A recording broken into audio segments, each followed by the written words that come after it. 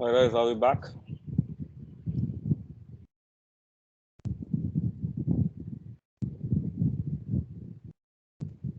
Yes.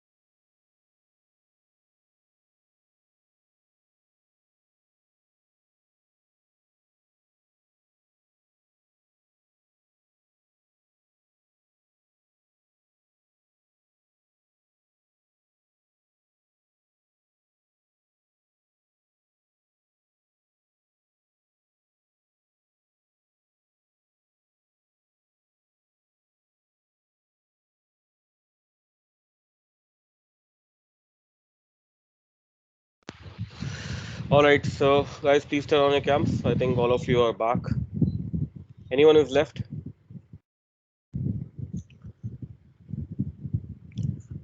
Akhil, Sarthak. Sarthak, you're still shuffling from hotspot to Wi-Fi, Wi-Fi to hotspot. Yeah, that's why I'm sitting near the window, so that I can switch it as fast as I can. Yeah. So which network is good over there? Airtel or Jio? For me, it's hello. Yeah, you said for me, and Yeah, then there was a yeah, Jio. it's a Geo. Yeah, So when you were saying Jio, I don't know why it is going on mute automatically. Some kind of algorithm, I think. Like Pegasus. yeah, maybe.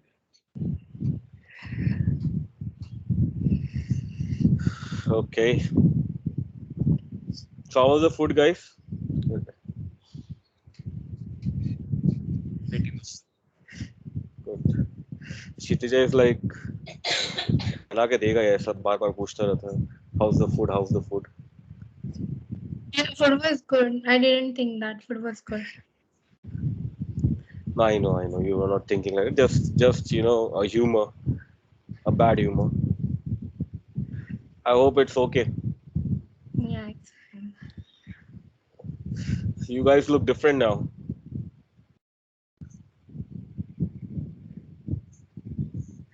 Right. Akhil, what happened? Quite serious.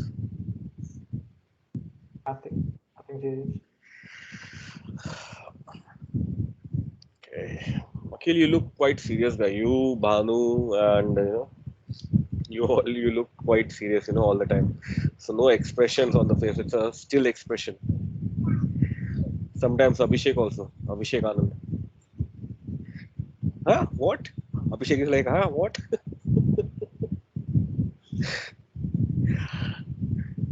It's okay, guys.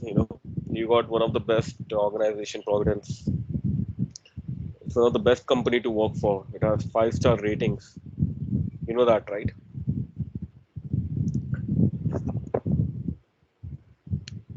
Right.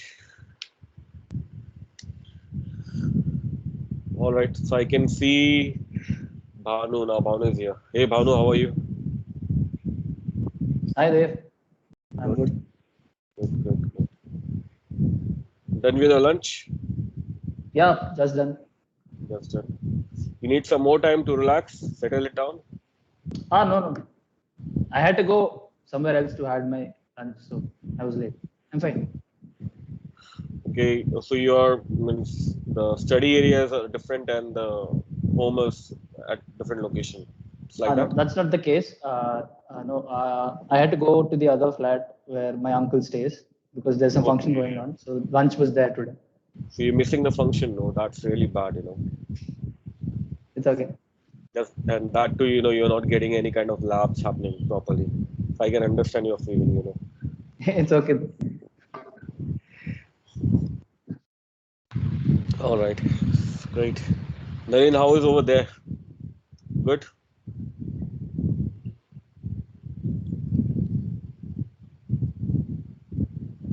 Nalin? Sorry, I Yeah, didn't hear you the first time. yeah, Okay, yeah. sorry. I understood. That is the reason I called up again. That's It's all good good. over. That's Yeah. yeah, surviving the day. Great. All right. So Bhanu, Anuja, Harsh, Akhil, Nalin, Manjot, Fiza, Saurabh, and Abhishek. You guys can turn off your cam. Thank you. Sarthak, even you. Saurabh, I think I have called up your name. Okay, you can turn off. Thank you. Now we got Shivani, Isha, Yashashwini, Sneha, Muskan, Adjasha, and Siddhi. Shivani, hope you are able to understand. Yeah, yeah, Yeah, that please explain the use of Cosmos TV. sorry. What is the use of Cosmos TV?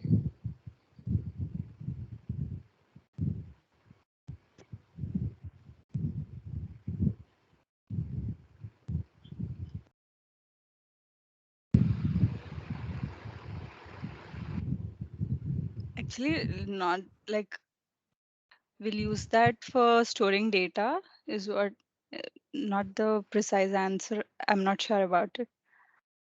Then what is the difference between Azure storage and Cosmos DB? Where exactly does Cosmos DB stand?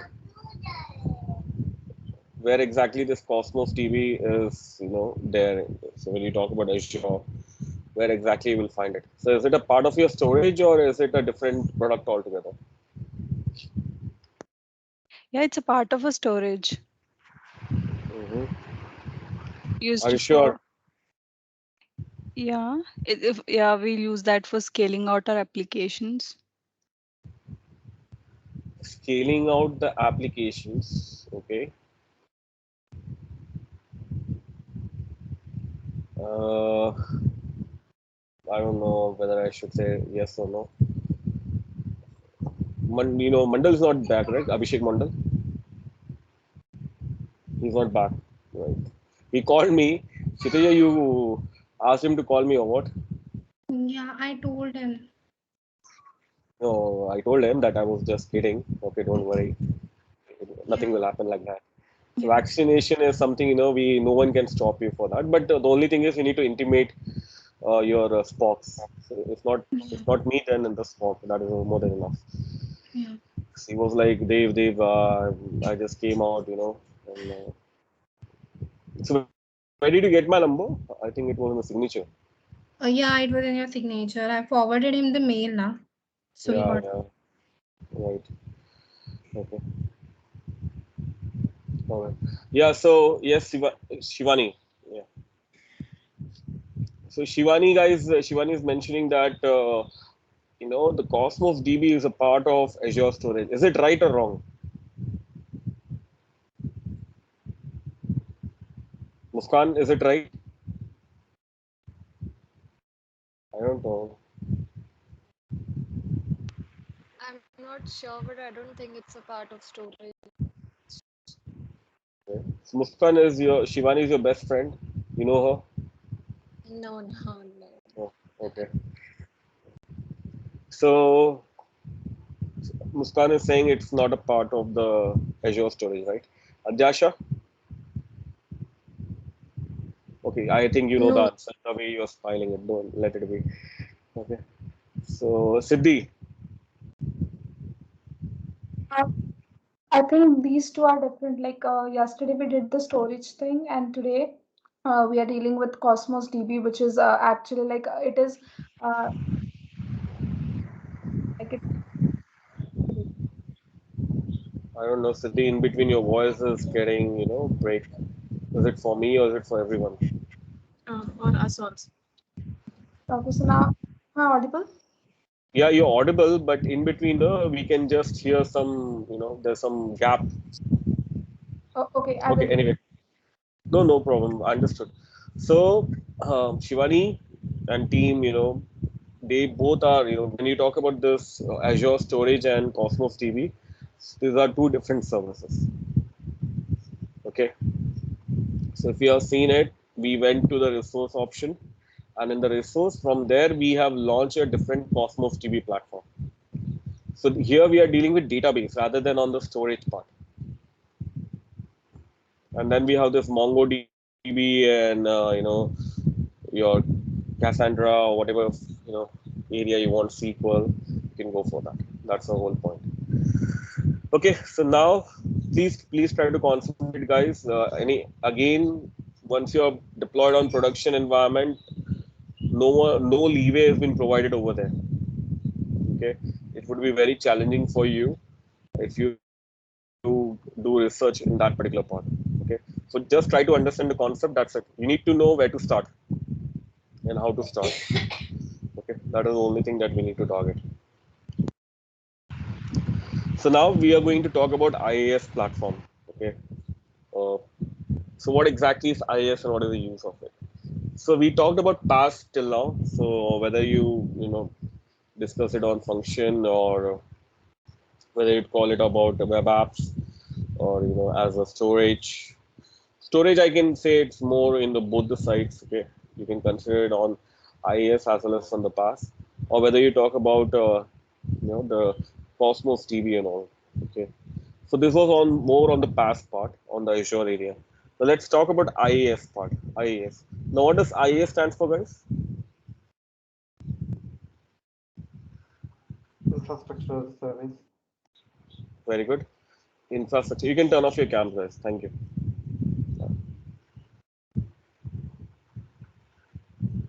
Yeah. So infrastructure as a service is something that we are targeting. Okay. Now, before going with further with this particular thing, did you get any update from for this lab part, the issue that we were facing? Any update on that?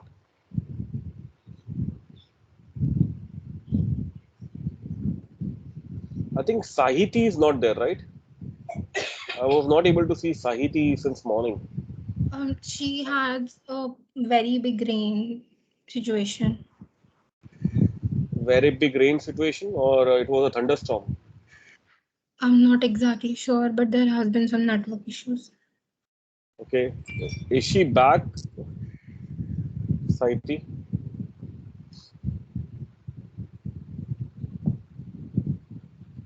Dave, Yeah, Saiti, you're there. Oh, I can see you the now. thing is, yeah, I'm having frequent power cuts, so I might just like go on and off. That is the thing. Okay. Did you Yeah. inform your Spock for this?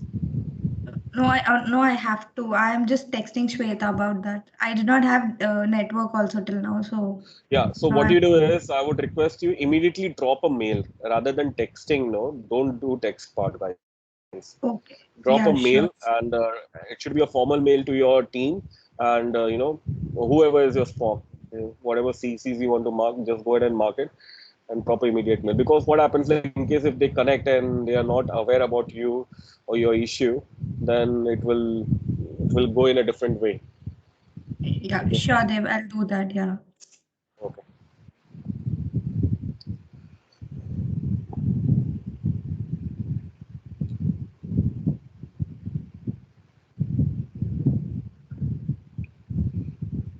Yeah.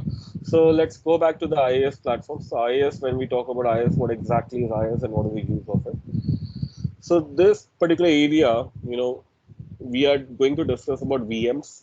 Okay, we are going to talk about ARM templates. What exactly is ARM template? What is the use of it? And we would be also targeting something on the, you know, on the container part. What is the difference between a VM and the container? Okay, how we had the, the database and the container. So what is the difference between the VM and the container? How exactly it is being used? And as a developer, what are the use cases? Okay, so whether we talk it as a Docker or in any other platform, what platforms you're going to use, we will be talking about that too. And we'll be also talking about the implementation. We'll be seeing the implementation part and working on it.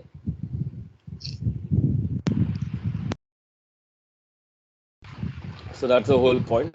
So in this topics we'll be discussing. So let me share my screen. Let me know once it is visible.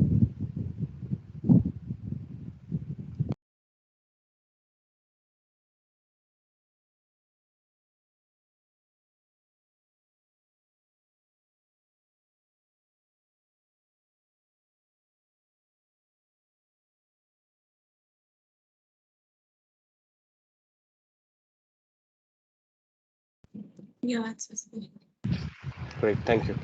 So these are the topics that we are going to discuss: provisioning VMs in Azure, creating and deploying the ARM, the Azure Resource Manager templates, then creating the container images for the solution. Then we'll be talking about how we can publish a container image to a ACR, the Azure Container, registry, and then we are going to create and run images in Azure Container Instances, the ECI, okay, part. So there are Kubernetes and all, that we are going to discuss about. I don't know whether you have worked on that, Kubernetes or Kubernetes. So that is what we are going to talk about. So let's start with it. We'll start with the provisioning of VM in Azure. So what do you mean by provisioning of VM? So let's say, see, VM is nothing but a virtual machine. So till now, whatever we have done, it's like a ready-made environment. It was a pass. Now let's say if I want to move on towards the, towards the SaaS and IaaS environment. Now, before moving to the IaaS environment or managing those particular things, now what is the reason why we need to move? Why we need to go towards this, VM environment when we have a web app, when we have the functions, and we have this whole serverless stuff working? Then why a developer like you and me, we need to look out for provisioning part of VM, or we need to develop a VM in the Azure platform? What is the reason? So the reason is, many a times there are certain services or there are certain areas that you want to, know, handle on from scratch. Okay, so there are certain applications which are high-end applications. Okay, or there are, certain areas like on the testing part or where you want to see how exactly it is going to affect the resource. So let's say, when you're deploying an application, or any organization when they are buying an application, or procuring an application, now you have prepared an application or developed it. Now this application is a it's something on, let's say it's something on the collection of data. Okay, it is collecting the data.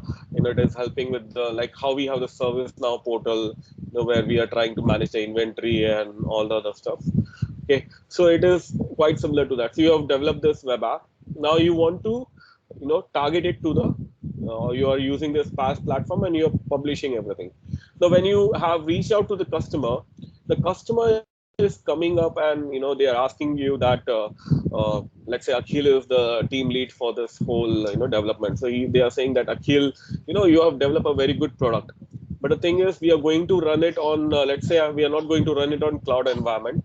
So rather that we are going to run it on our on-premises. And we need to know that what would be the consumption rate over here. Okay. So what kind of, let's say if I'm going with a particular amount of, CPU power. Okay. When we talk about CPU or whatever compute power we are going. So that is related, what kind of consumption will be there with respect to the CPU area, what kind of consumption will be there with respect to the memory, and how the, the storage thing will be accessed. All those things I need to monitor, or they need to monitor. They need to get reports, so that when they are trying to deal with the things on production environment rather than on the, you know on the testing environment, so there should be no, downtime happening because of that application. Because see, when you talk about this machines, or organization, they don't have only one application running on their systems. So there are many applications which are running, parallelly. So whether this application, the one which has been getting deployed, is it going to impact the performance of the other application, or it is going to impact the performance of the, of the whole system or the server that we are going to use. So all these questions, they are coming up. Now in those scenarios, what are you going to do? Now you can't just stay on the PaaS platform or the cloud. You need to get the reports. So in those scenarios, what we are doing, we are getting into the VMs. Okay. So we need to know how we can create a VM. So as a developer, see, it's not our job to create it, but yeah, we need to know how we can provision. So when Azure, when we talk about this cloud, okay, so how exactly this provisioning is happening. Okay, so that is the reason why we are learning about this implementation of IaaS solution. Now, talking about the implementation, so the first thing that we are going to understand is how, there's a term called as VM. Now, what is VM? It's virtual machine. Now, we are using this virtual machine since a very long time. You might have been using it in your college days, where you might have dealt or created many virtual machines for your projects, or you have run many applications or any kind of thing, a normal testing, or it would have started with a simple software installation, or OS installation to test your new OS. Let's say the Windows 11 has come up. Okay, so when I received the new update, so I didn't just went and updated my base machine, which is my laptop. So I have three machines with me. Okay, so it's like a parallel desktop, and I have a huge monitor, and I have the extended view over there. So that's how the whole setup is at my place. So what I did is I downloaded the ISO. Okay, I got this ISO, and I you know first I tried to deploy it on the virtual machine. I saw what is the current requirement, what is the usage. So as per the instructions and hardware requirement provided by Microsoft, tried getting the configuration on this virtual machine part, and then the things happen. So virtual machines, they are not only used for production base area, not only for that, but also for the testing area. Majority of the use case you will find is on the testing part, where you are trying to test the things and see if there is kind of an error. So there's a win-win situation for all of them. Okay, now how exactly the virtual machines are there in Azure? So Azure comes up with this virtual machine offering. There's a product called as VM under your compute category, which helps you to create a virtual machine. Okay, now while creating the virtual machine, so there are certain things that we need to know. So what are those uh, areas that we need to concentrate while creating the, or while provisioning the VMs? So there's a checklist over here. So we need to have a network configuration. We need to deal with the VM name, location, size, pricing model, storage, and operating system. So these are the checklists that we are having. Clear? So this checklist is common for all for all of your VM provision. Okay, so let us understand this one by one. So when we talk about network configuration, so network configuration is a part where we are trying to deal with what? Deal with the product. So there's a product called as VNet. So in Azure, whenever you're trying to connect two different virtual machines, or if you want to connect a resource, let's say like a storage services or anything like that. So in that scenario, we require this network. So network plays a very important role over there. So network, and whenever the network comes up, VNet is something which we are targeting. Okay, VNet is something that we are targeting for this network part. Okay, so that is on the net. So VNet is a product which is actually used for connecting your virtual machines within the Azure environment, as well as it is used for connecting. So this VNet which is there, it helps you to connect. Let's say if you have virtual machines created in two different regions, we'll see how exactly there. So when we are creating in two different regions, okay, and if you want to connect it, or in within two different resources, and if you want to do it, so it helps in connecting that too. So there are certain concepts like peering and all which are helping us to connect it. Okay, so network, okay, then your that is the network part. So it runs on the basic network fundamentals of IP address and all, the VNet. Then we have the VM name. The VM name is where we are trying to do. So if we talk about the VM name, so it's like a computer name. So it is configured as a part of your operating system. So you can have 15 characters for Windows, VM, or up to 64 characters for Linux VM. Okay. So this is how, these are the areas, these are the environments that you are having. Okay. So development, production, or QA, where we are doing the testing. Okay. So this is how, say, instances you can create, services, the role, what is the role of that? You can mention all those things. Now, when you're creating a VM, each VM, as you told, it's a resource. Okay, so it has its own pricing model. Okay, now this pricing model comes with two factors. Okay, there are two primary cost for every VM. One is the storage, and second one is the compute.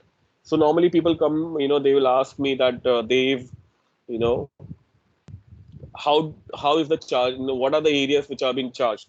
When we talk about VM, what areas have a cost? So these are the two primary costs. Okay, one is the storage and second one is the compute. These are the areas that we normally get cost. The billing happens over there. And payment wise, there are two options. In fact, there are three options. One is not been provided over here. So pay as you go is one of the options that we can select. And then we have reserved instances. So let's say if you want to reserve it for 1 year, 2 years, 3 years down the line, so you can do that. So it's a pre-purchase, like a perpetual, license that we are having. Okay. Storage options. So we have the storage option of standard or premium storage. Okay. Now this storage is quite different than the one that you are having. Okay. So the one that you have seen on the Azure storage, this is quite different than that. Okay. So this is not the same storage. This is very different than that. Okay.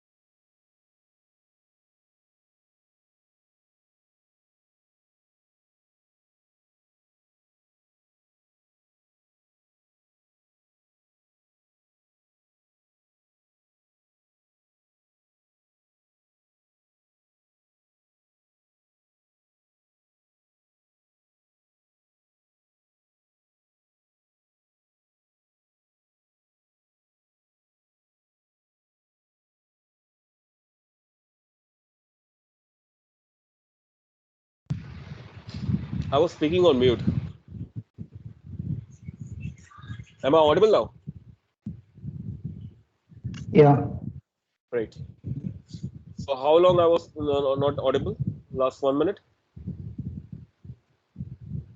or less than that? Yeah. Okay. Thanks to this Jabra, Jabra headphones. I have two mute options.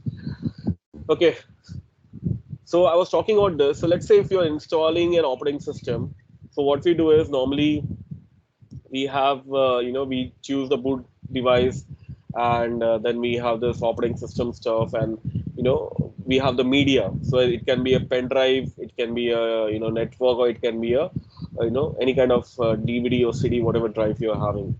So nowadays we are having mostly on the pen drive, Now, when you are installing it, so in the normal installation, we need to work on the steps, click on next, next, next, and the whole installation and everything. Now, the provisioning of VMs in Azure, it's quite different. It's actually very different. How? So here, what we are trying to provision is not actually the installation. What we are trying to do is we are trying to capture or retrieve the VM from a particular state. So there's a concept called a snapshot. Now, what is snapshot? So snapshot is like it is capturing your current state of the VM. Okay. So let's say you have worked on particular application and you want to, make some update in the application, but you want to capture the old instance. Old instance as in, let's say you want to make some changes in the system, but let's say if anything goes wrong with the new update, so you should be having a point where you can restore your older settings. So in that scenario, you can create a snapshot.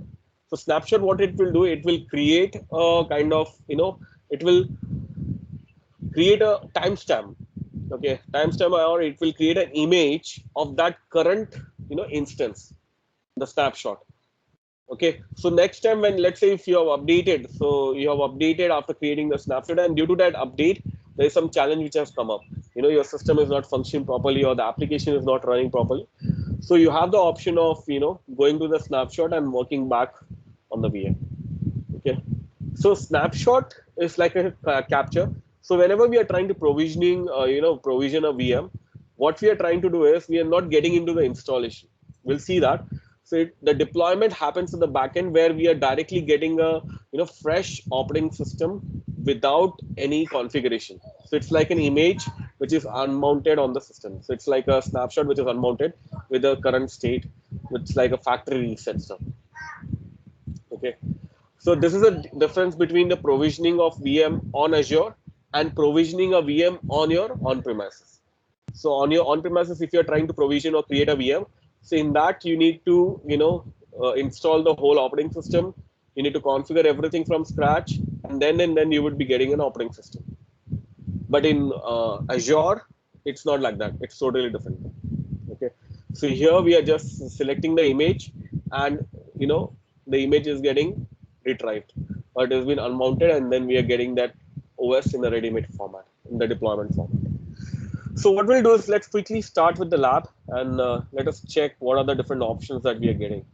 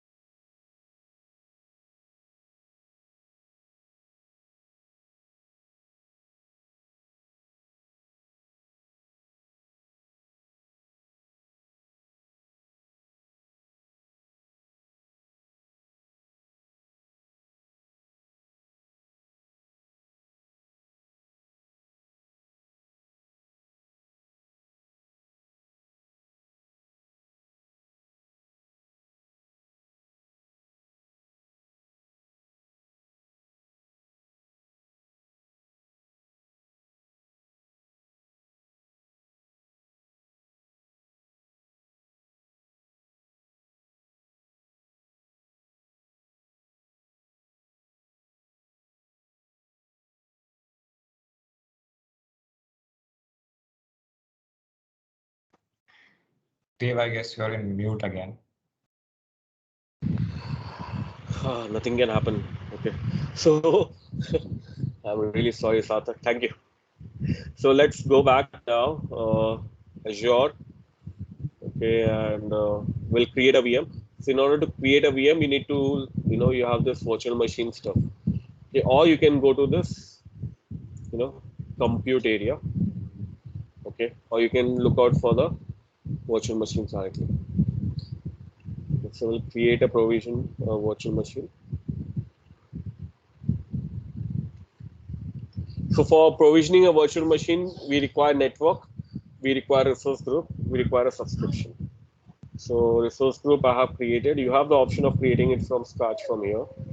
Okay. After this, I will name it. So this is my demo VM, demo VM1. Okay. Region. Let us go with the East US 2. Now availability option is where we are selecting, the zone. So this is like, how we have the LRS, ZRS, VRS. So if anything goes wrong with the data, you have the backup. So similarly, we have this availability zone. So if anything goes wrong with the VM or the, machine, so we have this replica, you know, option of creating the replica and all. So your data will be running, sorry, your data will be running, your application will be running, your VM will be running. So right now we are not going with any of the redundancy option. The image, now this is where you will find all the image. So if to be more precise, if you want to go for more, so Azure comes up, it supports a lot of image, for the Windows anyway, it will support everything. And not only on the client part, you can find a lot of things on the server part also. So Linux and Windows, both of them are available. Okay. So let's say I want to go with Windows 10.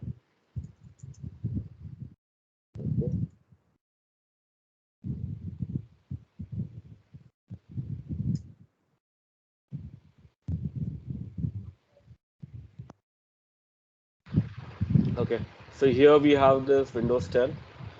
So I can select from here, and this is where I can select the version. So we have different editions, Enterprise, we have Pro. You will find multi-session. This multi-sessions are actually, targeted for your WVD. Okay, so we target this for WVD. Now, one thing you have noticed, okay, so there's something called as, you know 20H2 and Gen 1 and Gen 2. So like there are two. One is the Pro, 20H2 and 20H2. So there's Gen 1 and Gen 2. Now before talking about Gen 1, Gen 2, what exactly is this 20H2? Anyone, any idea about this, guys? What exactly is this?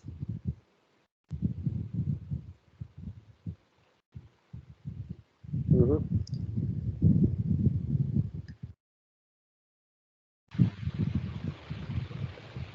Any thoughts on that?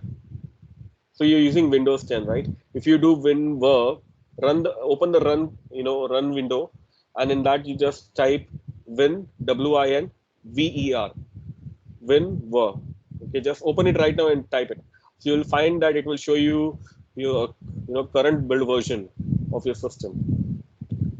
So whether it is 20H2 or H4 or 2004, that one. It's 20H2. H2, right? Yeah. So what exactly is this? So listen me carefully.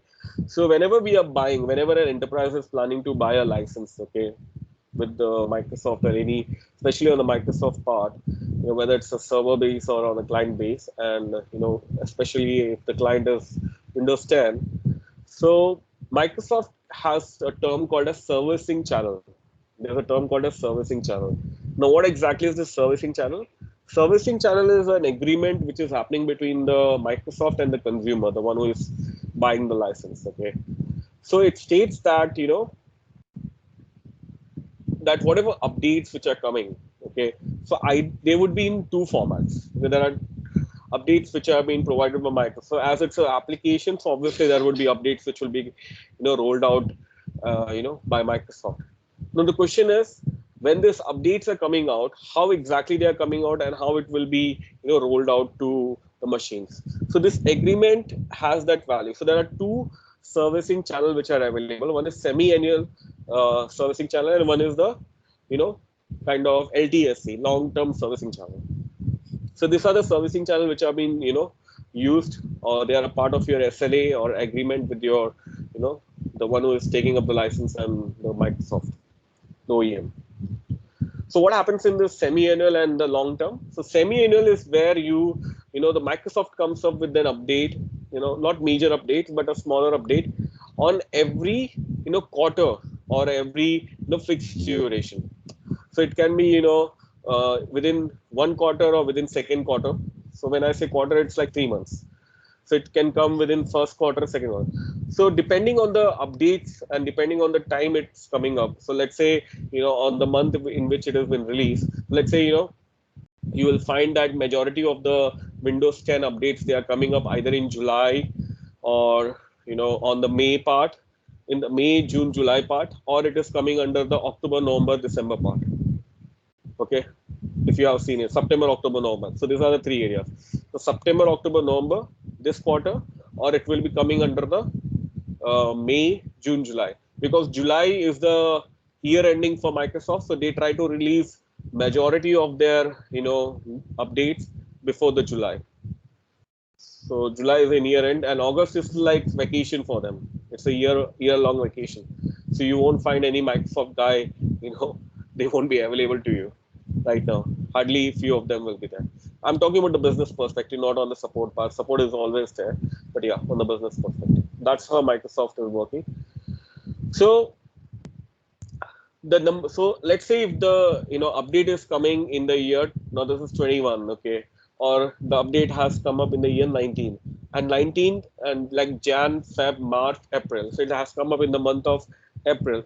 So the update will be named, or that version will be having the build version will be numbered in this way, 1904.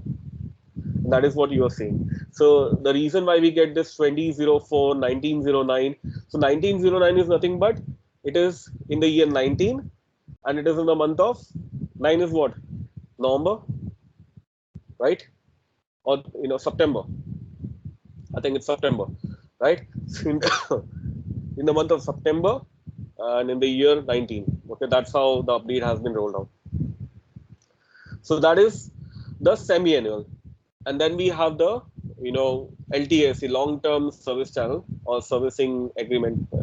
So in this, the updates comes up in in the next 3 or 4 years, and these updates are in the form of service pack. So earlier we were having the service pack, okay, which came up, but now Microsoft comes up with a new version, or there would be a new version coming up in every 4 years.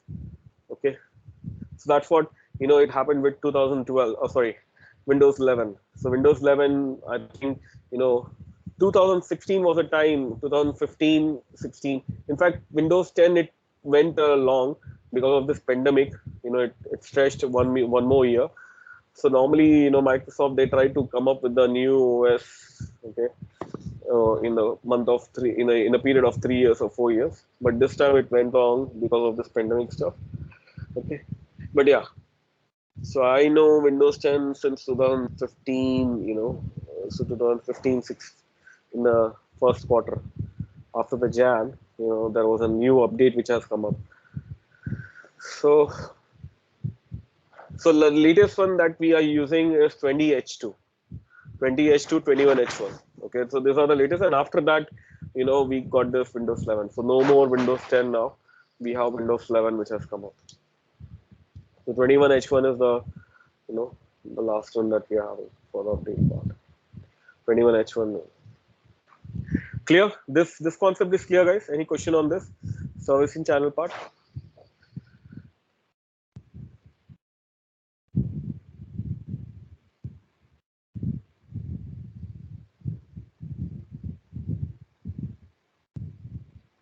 Guys, I'm audible to you.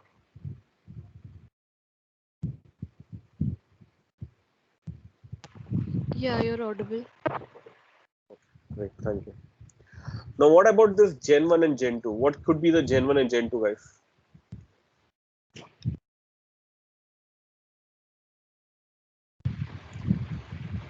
If you're saying something, I can't hear you.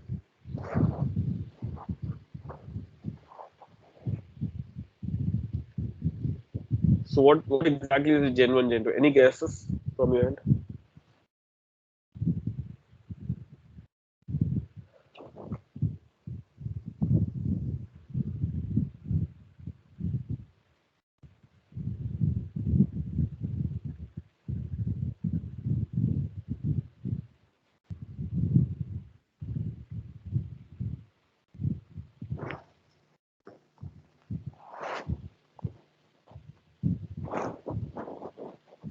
Yes, guys. Any guess? Gen 1, Gen 2. If you have worked on virtual machines, if you have created a virtual machine, so you might be knowing this. Even on Hyper-V or workstation, whatever platform you, or even virtual box.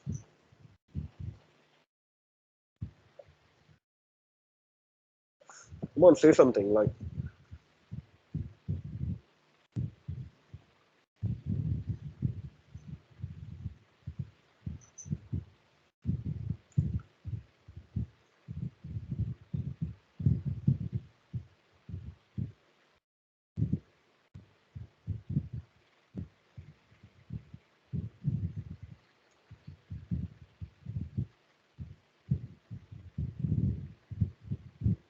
No?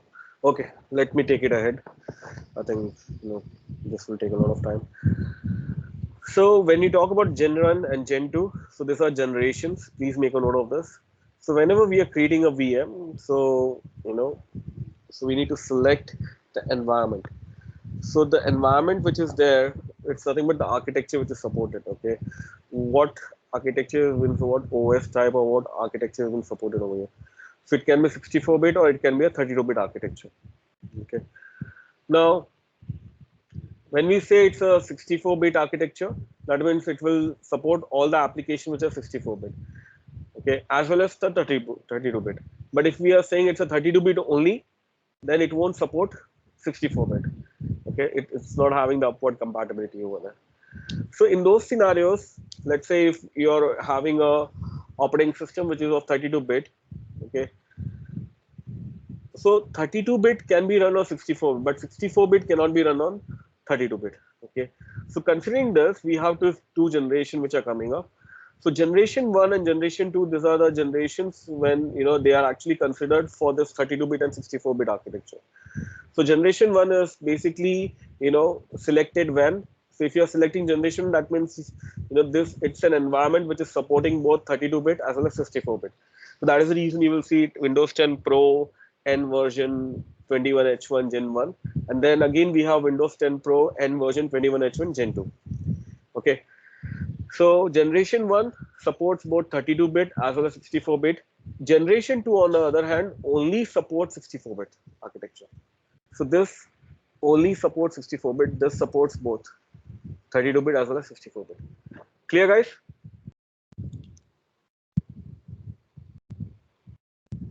Yes. Okay, so now I'm selecting generation 1. So I have selected generation 1. Now, as soon as I'm selecting generation 1 or whatever, or image over here, so the next thing is the size. And there's a spot instance. We'll be talking about this, but let's talk about size. Now, size is nothing but the, so when I say size, it is more of what computing power are we targeting. Okay, so each of this size, see, Azure, what has done, Azure has come up with certain size series. Okay, why? So that it is becoming easy for an organization or for someone to go for something less or something high. So let's say if I want to run a very a normal application, it's just a normal application, or I want to provision a machine, or I want to run an operating system with certain testing environment. So in that scenario, I won't be investing on something very high end application or high end machine. I won't be requiring that. Okay, because the more I would be going for a high end area, I need to pay that much. The costing will increase over there, because as you see, we have discussed it, that there are two major areas which are adding on the cost. One is the storage and second one is the VM. Okay, the size of the VM. So the more advanced the size, the more is the cost. So considering this, Azure has come up with the different size factors. Okay, now where is this size factor you will find? So you can find it over here. So you can go to the Azure, Azure.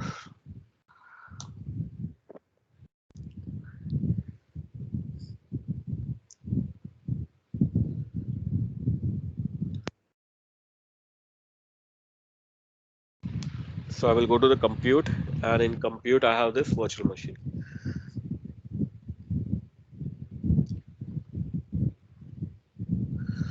So in this, you will find all the sizing area.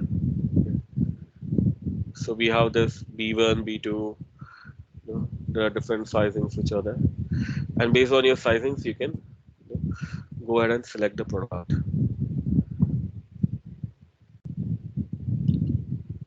So, so if we talk about the pricing part, so here you can see this is. I think we have seen it in the last one. So we can go for Linux, we can go for Windows.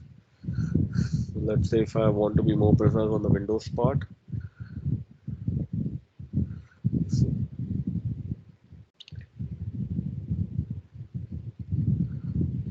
all of them are available.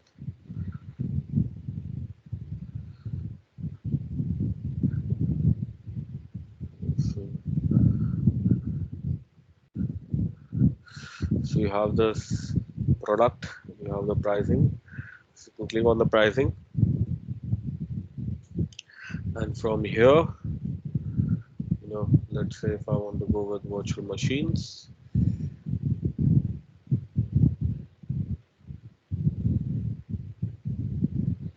So here they are showing Linux. Okay. So we can go with any one of them. Okay. So it has all the options. See, there are different series which are there.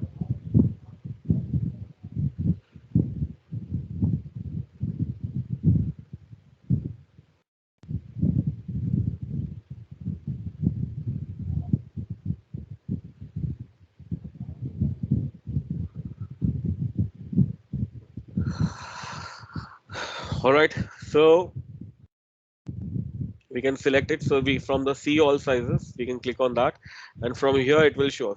So there are different series. So we can select any one of the series. N series are basically popular with the GPU part. So they have the high GPU graphic intensive workloads. So anything where you want to deal with the high CPU and all, you can go with that. So it's showing me all the versions supported for for this particular area.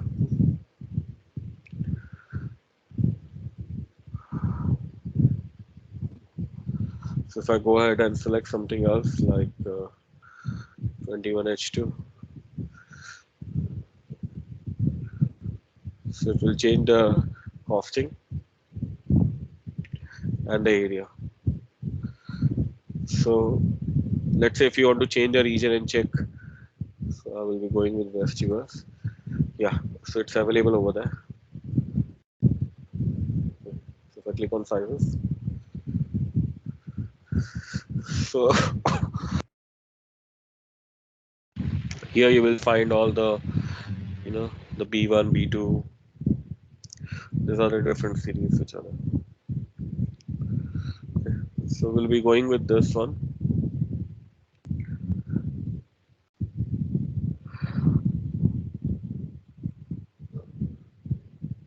CPU, RAM, and disk. So this username and password will be your administrator account username and password. So I can give it Adatum. Okay, and the password.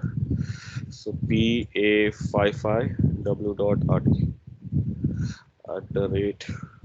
@12345 again PA55W.RT @12345 This is a very common password which has been used. So once you're done, so this would be your administrator account, and then you can set the port. So if you want to connect the machine remotely, you need to select this, the RDP3389. If you want to connect it for Linux, you need to select this. Yes, as such. So we'll review. Okay, we just skipped it. So the next thing that we are going to deal with is a disk. No, we skipped it. So we need to go back. So let's go back. There's one more thing we need to do is we need to confirm. Okay. So the licensing part is very important.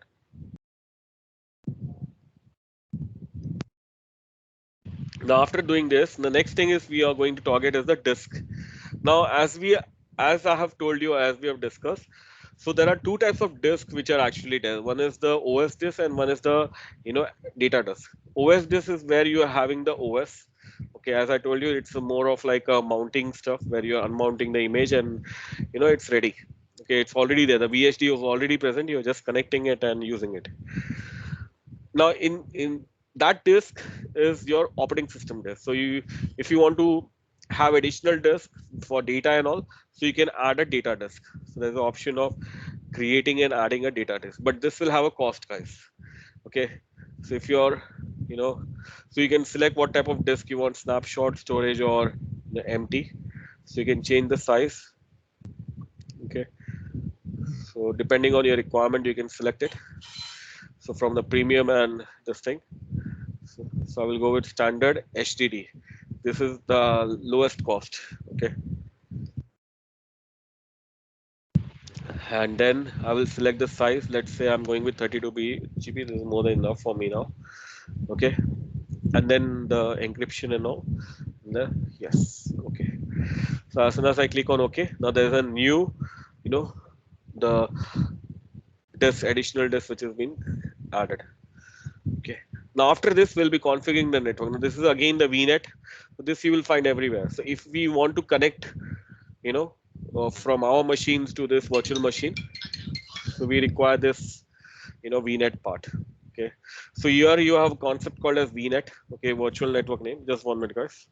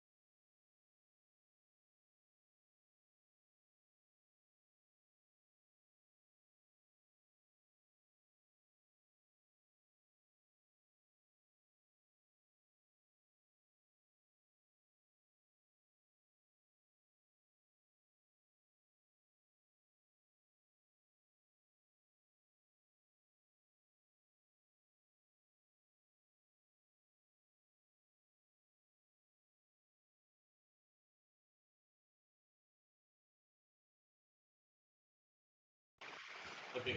So yeah. Okay. I hope I'm audible. So we were talking about this virtual network. So VNet is again a different, altogether different product of your Azure. It's a virtual machine. It's network stuff. So it uses the same fundamental of your IP addresses, IPv4, IPv6, and the subnet mask and everything. Same fundamental. It works on the same fundamental. So here, what we have done is we have created a VNet. It automatically got created, to be more precise, and it has provided a subnet mask. And then you can see there's a public IP address which has been provided.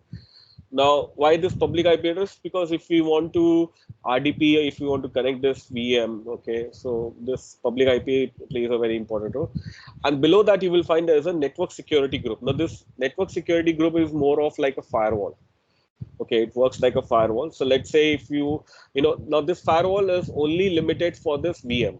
Okay, rather than on the on the whole tenant level. It's not for the tenant. It's limited to only VM. Okay, or that resource group or resource. Okay, wherever you want applying it. So here it will try to allow the traffic, and so right now we have allowed the 3389 port number, right? When in the basics part. So that's what it is going to, that's an inbound port which has been allowed. Okay. So all these things have been monitored. We can make the changes further. That's not a challenge. Load balancing we are not dealing with right now, but we have this load balancing option. I told you like it's a part of your networking area. Now management is where you're dealing with the security and all. So if you want to enable the boot diagnostics, it's one of the feature. Okay, so you can use that. And then on the identity aspect, if you are using Azure AD, okay, which is the Azure AD. AD is a Active Directory. It's a proprietary of Microsoft, especially used for the credential management. It has its own database, and the users and all, they are stored in the form of object over there. So in Azure AD, the same concept is happening, but it's happening on the cloud. So we have Active Directory, services, and then we have this Azure AD stuff. You know, Azure AD is on the cloud part.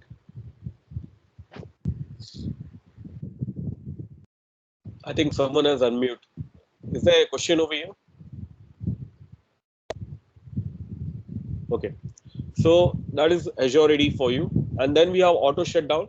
Auto shutdown is where we are trying to enable. So like, I told you this machines, they are billing, okay, continuously. So let's say, you want to set a parameter. So when I started using Azure, at that point of time, it was classic. So I'm talking in the year 2015, when I initially started using it, 15 and 16. Okay. So there was a basic challenge that, yes, your VMs and all, we need to go and shut it down. Now, auto shutdown is one of the great option. It seems like very simple one, but it is one of the critical stuff. So it will help you to save a lot of, on the billing side, if in case if you don't require it. So many a times you will see the end users, they don't turn off their machines. So you can set a timeline, you can set it, and you can enable the auto shutdown. So as soon as I click on it, so it will ask you the duration, the shutdown time, the time zone in which the machine is going to, or you prefer having this shutdown. So let's say if I want to go with the IST time zone, the Indian time zone, so I can select it, and I can set it like around let's say 6 p.m. Okay, and then notification. So the notification will be going to whom? To the administrator, the owner of this tenant, whoever is the owner. Okay. And then you have this guest OS. So guest OS, now this is where you are trying to update. So any kind of update if you want to push, so you have two options, automatic as well as manual. So you can go for any of this option. That was on the management one. Now, in case if you want to add any extension, any kind of automation post deployment, you can, add the extension over here. You can add the custom data. And it will tag again the same thing. And now let's review and create.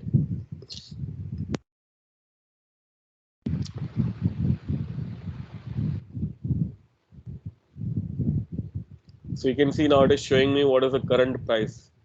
So how much it is, guys?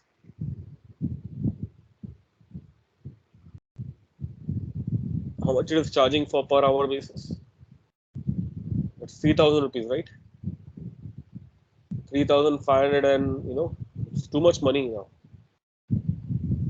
Is it 3,000 rupees which is getting charged? It's No, 3.5.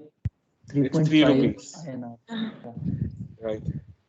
So it's 3 rupees, and then 57.34 paisa. That's basically, it's 4 rupees in total. So 3 rupees what it is charging for per hour basis. Nice, right?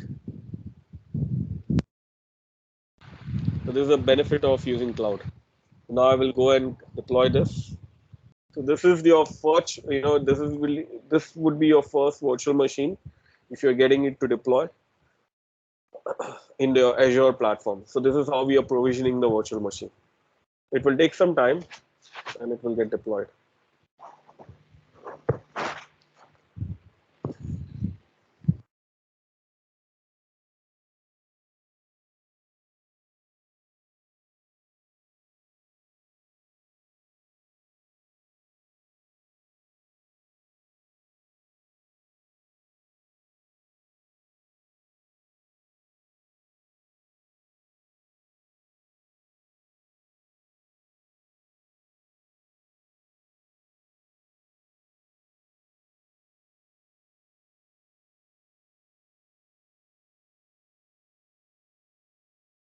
So once it is deployed, you will see the difference, the difference between the one that you install normally and, the ones you are deploying or provisioning on the cloud.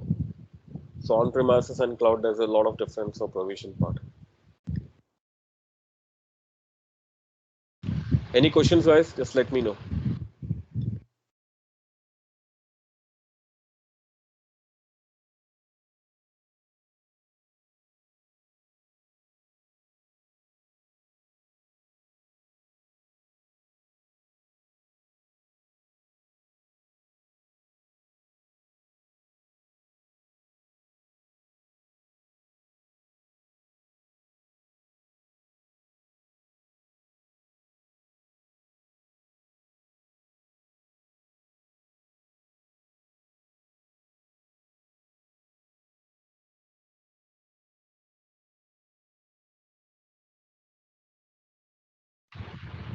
Okay, so now it is deployed.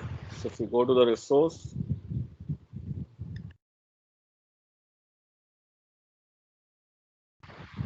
so here you will see that it is running, status, operating system windows, size. This is a public IP address. This is a virtual network address. DNS we are not configured. This is your virtual machine. Okay, it will tell you about the whole, plan. What is the generation you are using. Do you have any agents right now? Okay, you don't have it.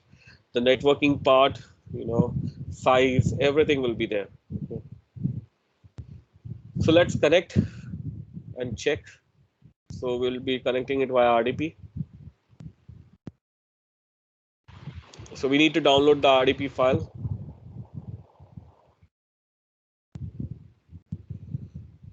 So let me reshare it.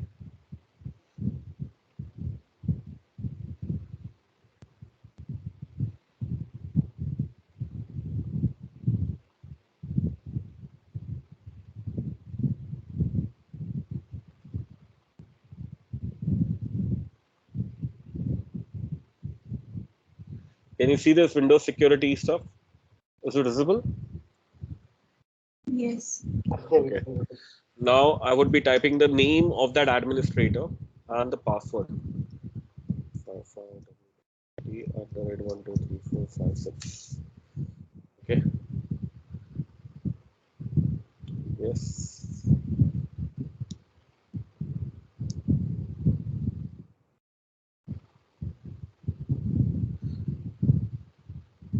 Great. So we have deployed the machine. So this is how we are doing the provisioning part.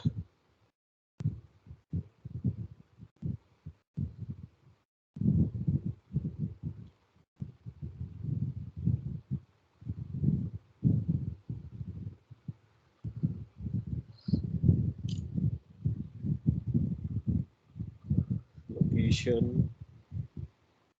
This is a OB experience.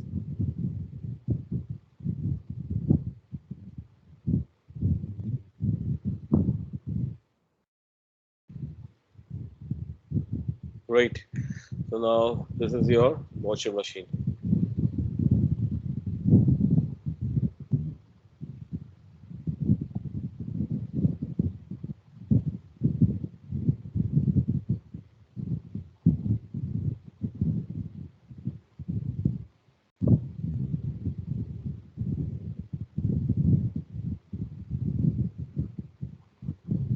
So it's add item.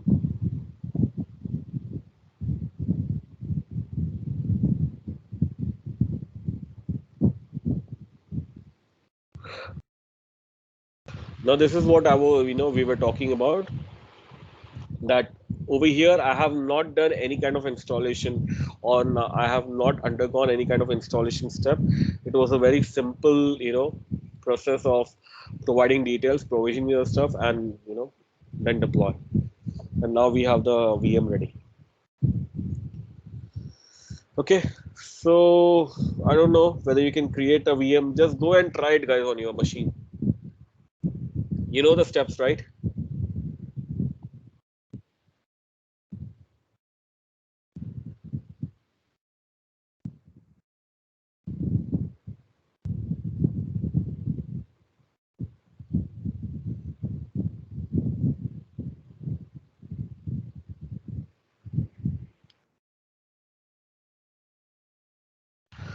Just try to provision it and let me know if it is, if you have any challenge rather than the one that we normally have.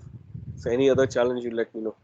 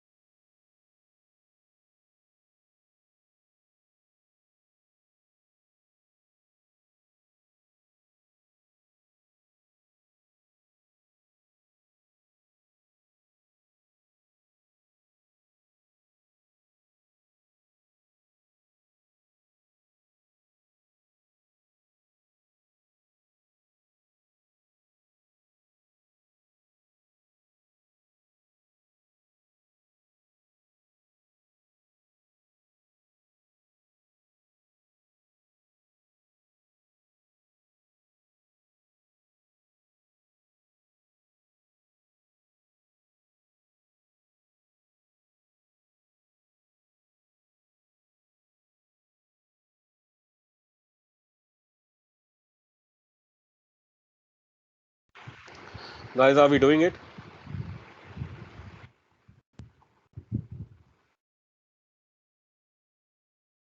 Yes, we could create the virtual machine, but I downloaded the RDP file also. Uh-huh. What password do we need to enter there? Our like user Oh, password, right? yeah, the username password that you created or you inputted while providing or creating this, whole VM. Okay, okay.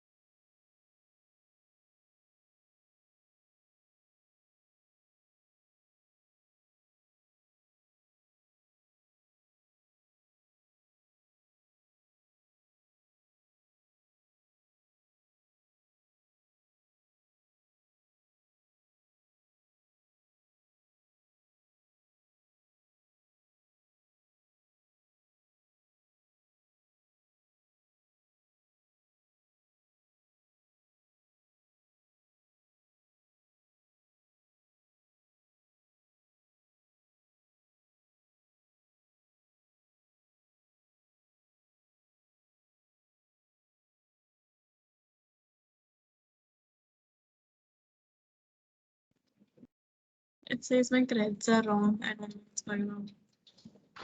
Can you share?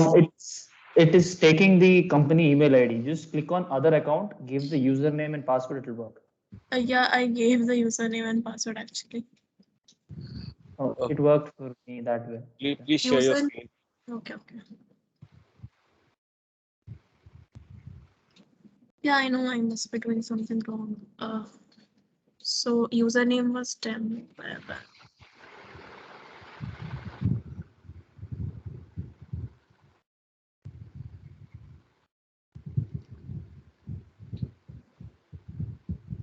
Is there a method where we can check this username again? Because password Yeah, I you have. can go to support plus troubleshooting on the Scroll blades, down.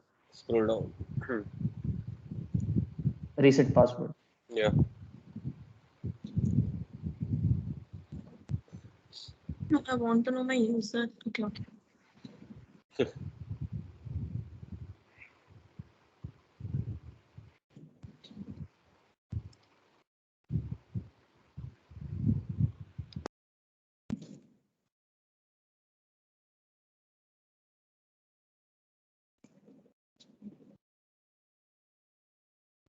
We'll have to give the same password, right? No, we are resetting it, right? No, no, no. I'm asking them like it's the same password that we use normally, right? On No, the no, no. reset. No, no, no. This is a different one. The one that you added while creating this VM. But it doesn't take it uh, when we try to connect it through the RDP. yeah. So when you're trying to connect, you check whether you are not in domain because it will take your domain ID. Wait, wait, it's updating. It didn't work for me too. I had to reset my password, then it worked. Okay, okay.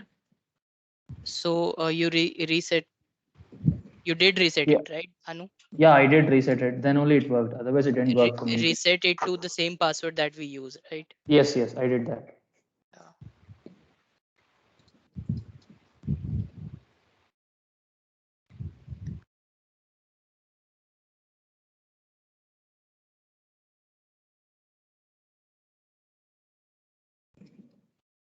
No, it should work now. Congratulations. Thanks, lol.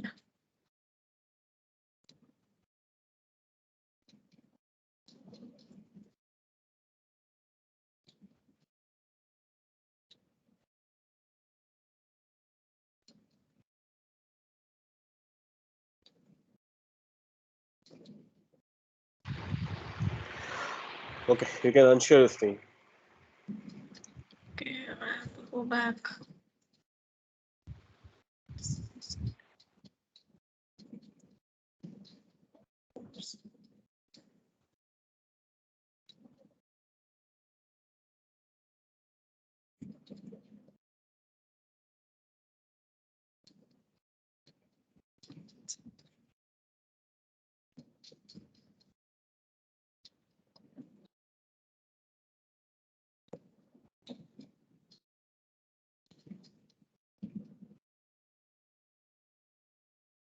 Is my screen still visible? I think it's not.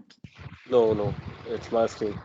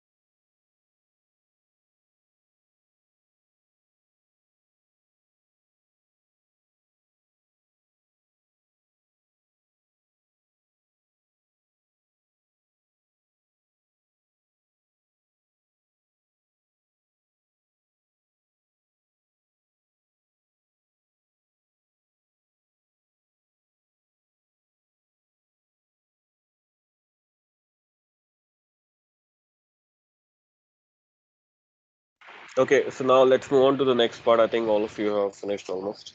So the next thing that we're going to talk about is ARM template. Okay. Now, what is this ARM template and what is the use of it?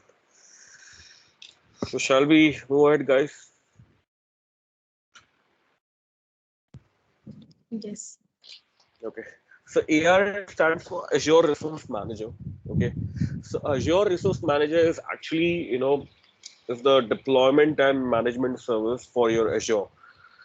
So it is basically providing the whole, management layer stuff. So it is the one, it is the area where you are actually able to create, update, and delete resources within your Azure subscription.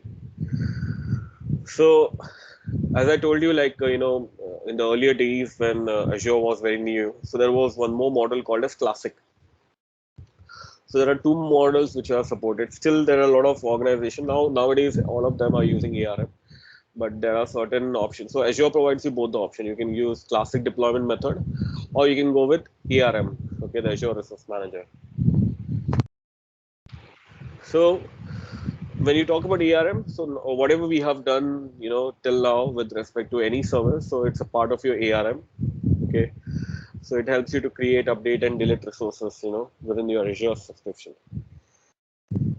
So whether you talk about accessing control, there's a lock feature. If you have seen it over here, I have not expand this thing. We'll be talking more about this VM part, but there's a lock over here. Now this lock is basically for creating kind of a lock mechanism. So it's like read-only access, or any if you someone wants to want to lock the thing for the delete part so that no one can delete it.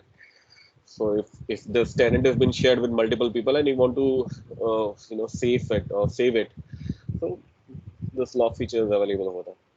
So all these things are actually managed by whom? By the by your ARM. So ARM is the one which is taking care of it, and it is the one which deals with the whole part. Now the question is, what we're going to learn over here is we are going to talk about how we can create and deploy ARM templates. Okay. Now, what exactly is this ARM template? Before that, let us understand and dig more about ARM part. So let's say when a user is trying to send a request from any Azure tool, so it can be API, SDK, or anything, or any Azure tool. So what happens over here? So the resource manager, they receives the request. So there's a resource manager which is receiving the. So who is the resource manager? Azure resource manager. See, when you want to manage this whole platform, let's say if you want to create a web app, or whether you want to create a virtual machine, or you want to go for a data store, or data storage option, or anything. So what we are trying to do is we are using various Azure tools. Azure tools like your portal is one of the Azure tools. PowerShell is one of the Azure tool. Then we have CLI, which is again a Azure tool.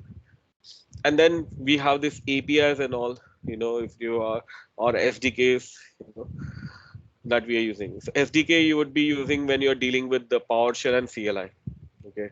But when you talk about this portal and all, it's directly communicating with the Azure Resource Manager. Portal, REST clients, all those things, they are directly communicating with the resource manager. PowerShell and CLI, they go via this SDK part. Okay. So they all talk to your, who receives the request? The resource manager is receiving the request. So what it does, it authenticates and authorizes the request. So that's what we have seen right now. And then it sends the request to the service. So respective service. So let's say if you want to go for a data store, or whether you want to use the web app or virtual machine or any service management related stuff that you want to go for. So once the resource manager gets authenticates and all that, it sends the request to the Azure service, which is taking the request, and based on that, it starts the action. Okay, whether you want to create a thing, or whether you want to view something, you want to edit something, you want to delete something. So based on your authorization and authentication, it is allowing you to do that. That is what is happening with you guys. So the lab environment that you're using, it is it is having those authentication authorized. So your ID is authentication, and based on that ID, there are certain authorization policy which have been set. So whenever you're trying to create a new resources, or whenever you're trying to add up something, so it's showing you limitation on that particular part in certain areas for that service. So that is everything is being managed by the resource manager. Okay, because all the requests they are handled through the same API. Okay, the API is same. So it's like now there are certain terminologies which are there in your Azure Resource Manager. So we have this resource group, resource provider, and then we have the manager template. So resource is something that, like, any kind of resource. So web app, database, storage account, virtual machines, all of these are nothing but resource. Virtual network, they all are resource in your Azure environment. So whatever you can manage, a manageable item that you can which is available through Azure for your for the service, whether it's a network, whether it's related to storage, all this are nothing but the resource. Resource group, on the other hand, is like a container, okay, which is holding that resource for the Azure solution. So whatever solution you are targeting, for that we are creating a resource group. I think we have discussed about this on the first day one, okay. And then we have this template part. Now, what is this template? So template is a JSON file, which is defining one or more resource to deploy to a resource group. Okay. So, and whenever we talk about any kind of, so let's say if I want to define or deploy the same resource group or same resource to another resource group or something, so it's like a template, normal templates that we are having. So it's a JSON file that we have, and along with that, what it does, it defines the dependencies between the deployed resources, all of them. So whenever you talk about this resource manager template, it can be used for deploying the resources, and this can be deployed if you want to deploy it on the consistent level and a repeated level. So you can use the template. So template, normally, that is the reason we are having this template. Now there's a concept of Kubernetes, and have you heard about Terraform? Anyone? Did you guys use the Terraform?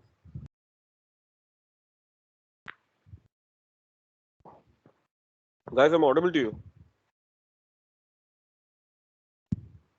Yes, Dave, you're audible. Yeah. So Terraform, any idea about that? What exactly is it?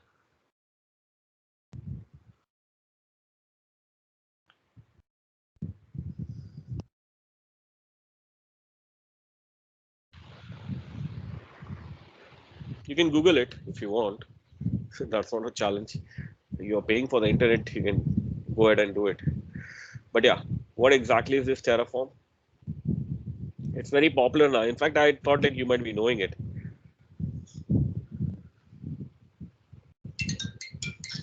Just 1 minute, guys.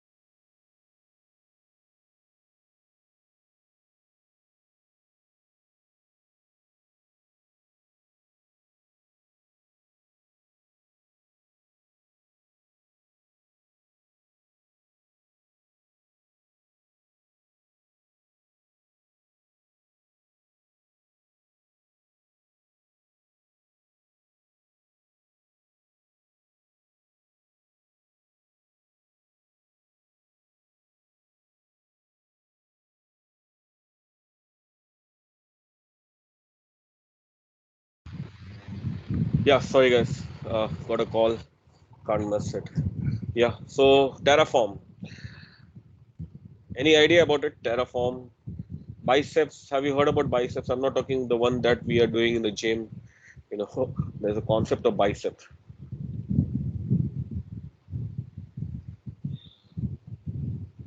So you will be using this whole platforms, Terraform or Bicep for your projects. I have a session happening next week for platform engineering.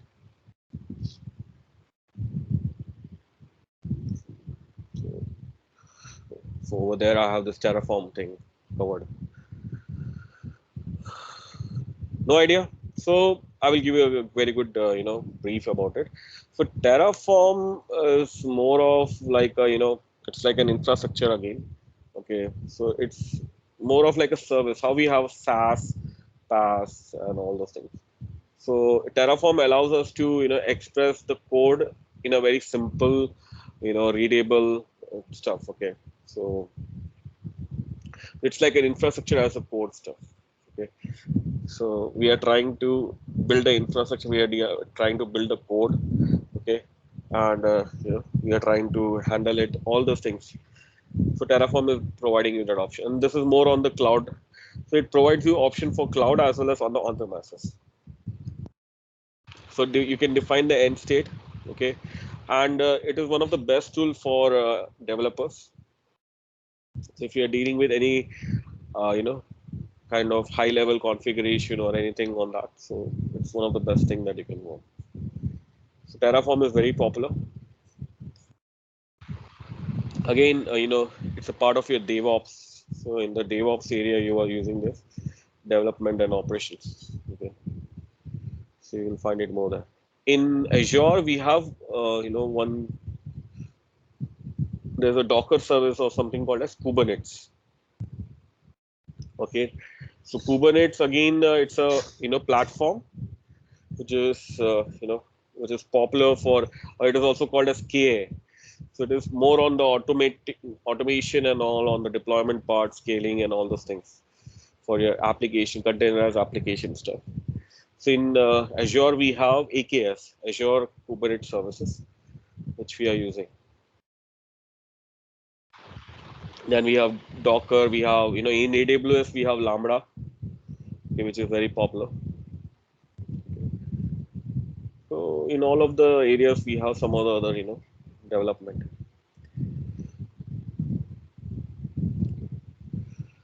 All right, so that was with respect to this. So resource manager, okay, something that we are targeting. So how the whole thing is happening. So now you will understand how you are getting the restrictions. So this RBAC thing, how it happened. So when you talk about Azure, Azure actually provides 4 level of management scope. Okay, so it starts with management group on the top, then it has a subscription in on the second layer, then third it has a resource group, and then we have the resources on the fourth. That is how it goes on. Okay, so management group is the area where you have this grouping part. So you guys, the reason why you have this restriction is because they have created a group and you all have been provided an access via that group. So you have been assigned with a particular subscription, and within that subscription you have been assigned with a certain number of resource group. Okay, and then you have been assigned with certain number of resource access. Clear? That is how the whole scope is happening. Management scope is happening.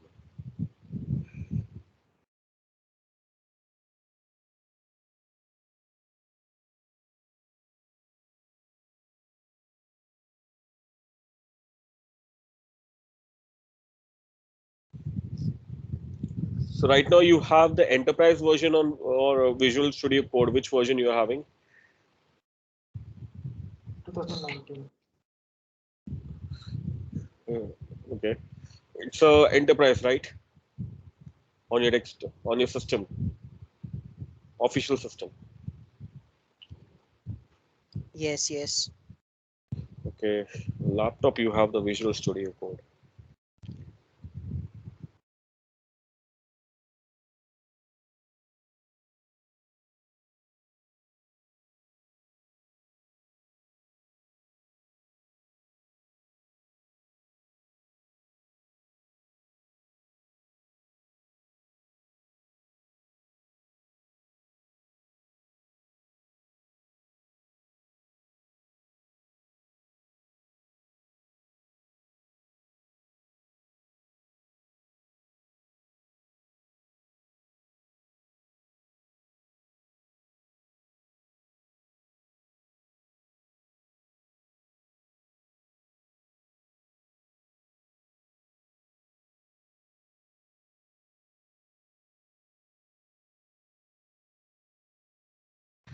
I'm sharing you one doc again for this template part. It's a walkthrough again that I'm trying to share you. Just know, try to work on it. Just give me 2 minutes. I'm sharing it on the email.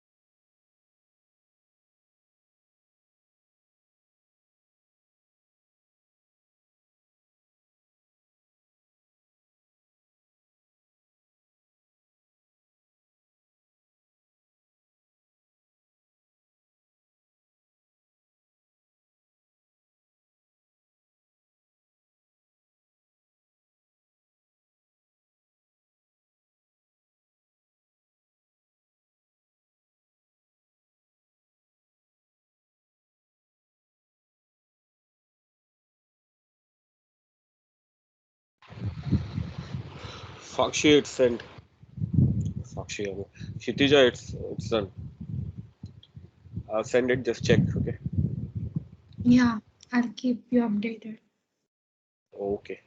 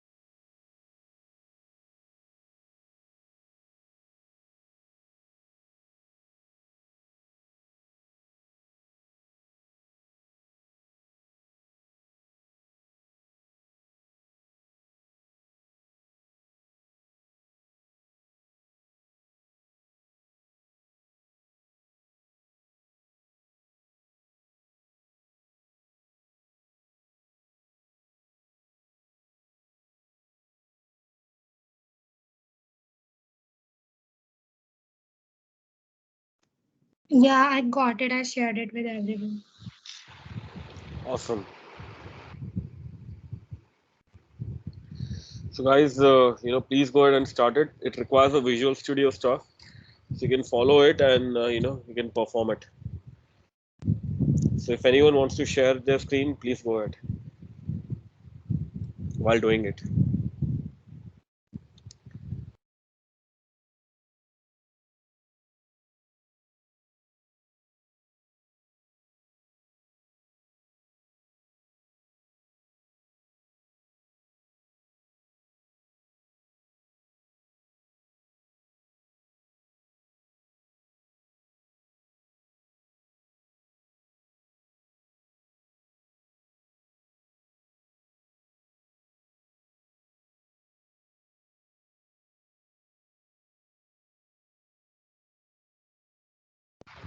Okay, let's go for a tea break, guys, and let's come back and continue. Okay.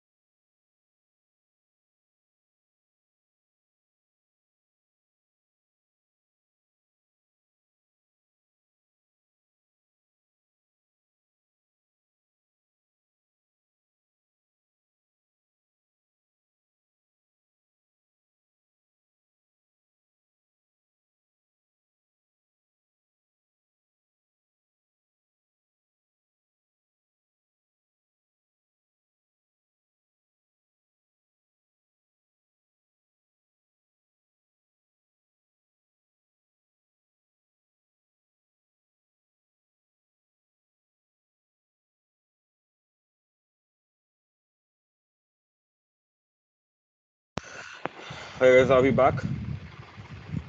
Yep, you're back. We're back. So let's turn on the cam then, if you're back. So I need to prepare my tea, you know.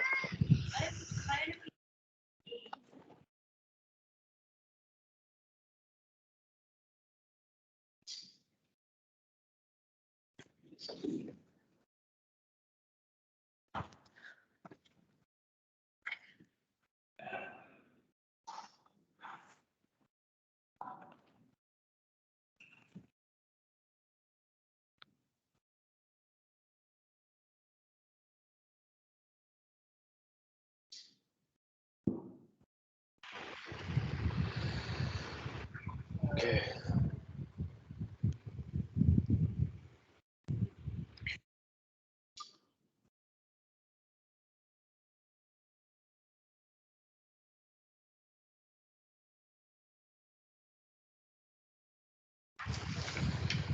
So guys, finished with your.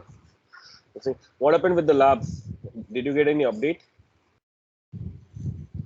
on the storage part?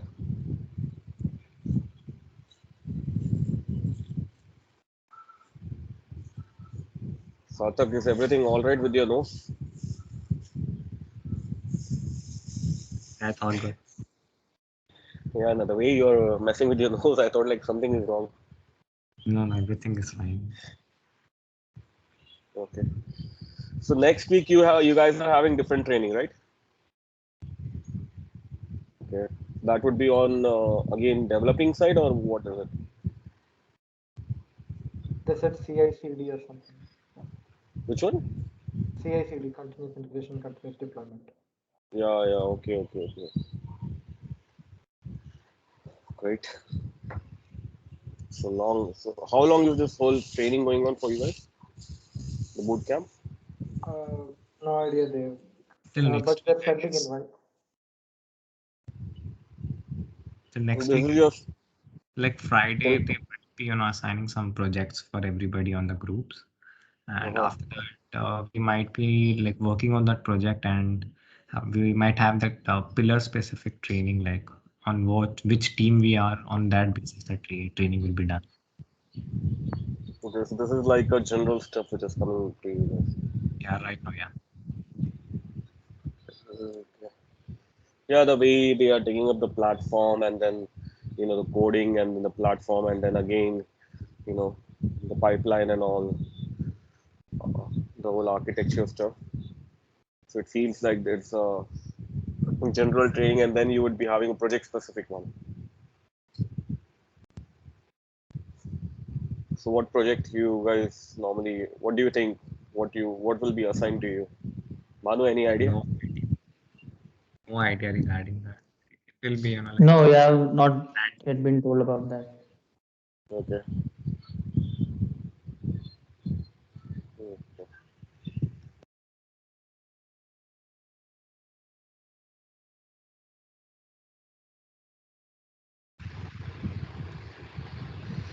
Okay. Great. So Akhil, Adyasha, Manjot, Shivani. Shivani, you are able to understand now. Can you explain the Cosmos DB again?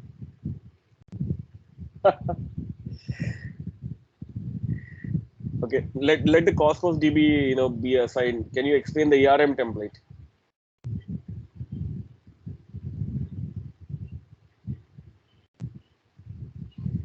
It's not an alien word. It's ARM template.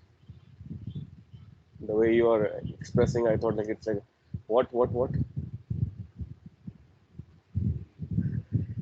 Okay, one suggestion, Shivani, if you are going with the client and don't turn on your cam, okay? If you do such kind of expression, no, the client will be like either she's not able to understand or she doesn't know it.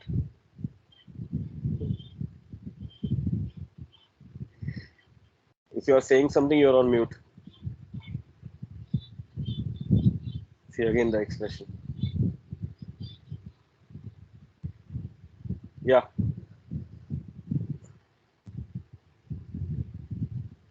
guys, can you hear her? Like I think she's talking. Yeah, you're talking, but you're on mute.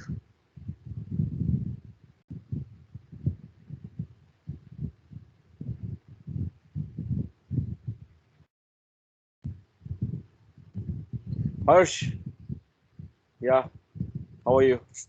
I'm good. So ARM. ARN is Azure Resource Management. So M for management, R for resource, A for Azure, right?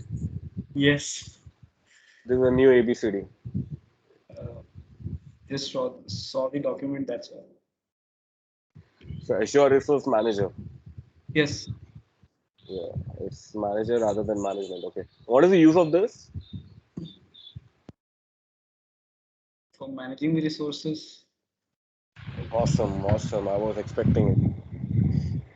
So manager will be managing the resource. What else it will do? What kind of resource? Resource like the compute and Mhm. the storage part.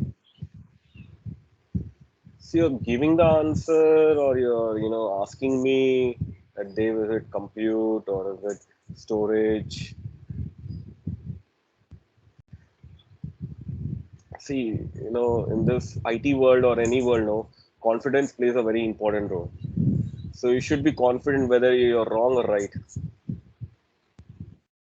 So if you're confident enough, no, then the front person who's sitting, even if he's wrong, then it will turn up. He will think twice. Oh, that person might have said right. I might have said wrong. So you should be confident. Anyway, Laksh. So after day one, I had very minimum communication with you. So Hi yeah, Dev. if you can explain, if you can explain the ERM, so Uh, that Harsh can it understand. is it is basically Azure Resource Manager, as you told. Like basically, it is a platform. We can say that for infrastructure as a code which supports, and as he also said that basically it provides the services for such as Microsoft storage, compute. We can just manage these kind of services using it. So basically we have the ARM templates are basically written in, I think so, JSON format. So like uh, this is what I think so ARM is. We can manage the Okay. resources like, So it is the infrastructure as a code stuff, what you mentioned. yeah. Hmm. Then what is Terraform then? Terraform is also, I think so, a third party where we third party tool where we get where we write a code and it gets integrated easily. Like not in I'm not familiar with Azure, but while working with AWS, if we are writing some infrastructure code in like Terraform, like this is a kind of VM, and under that this much is the resources we need, a generalized script. So a YAML file can be made and can be directly deployed over the platform, and that resources are being made in that. That is a one way, and other ways we can also, there is also some inbuilt functions over there or inbuilt services where we can write a code and deploy our like infrastructure.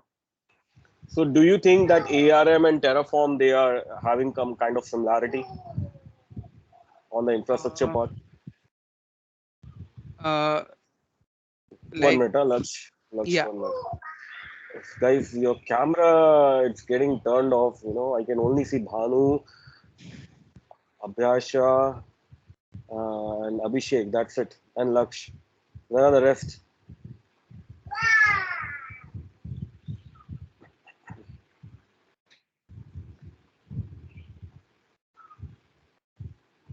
Slowly, slowly, your cameras are getting turned off. So Dave is moving towards now Laksh. So Laksh is over Laksh now.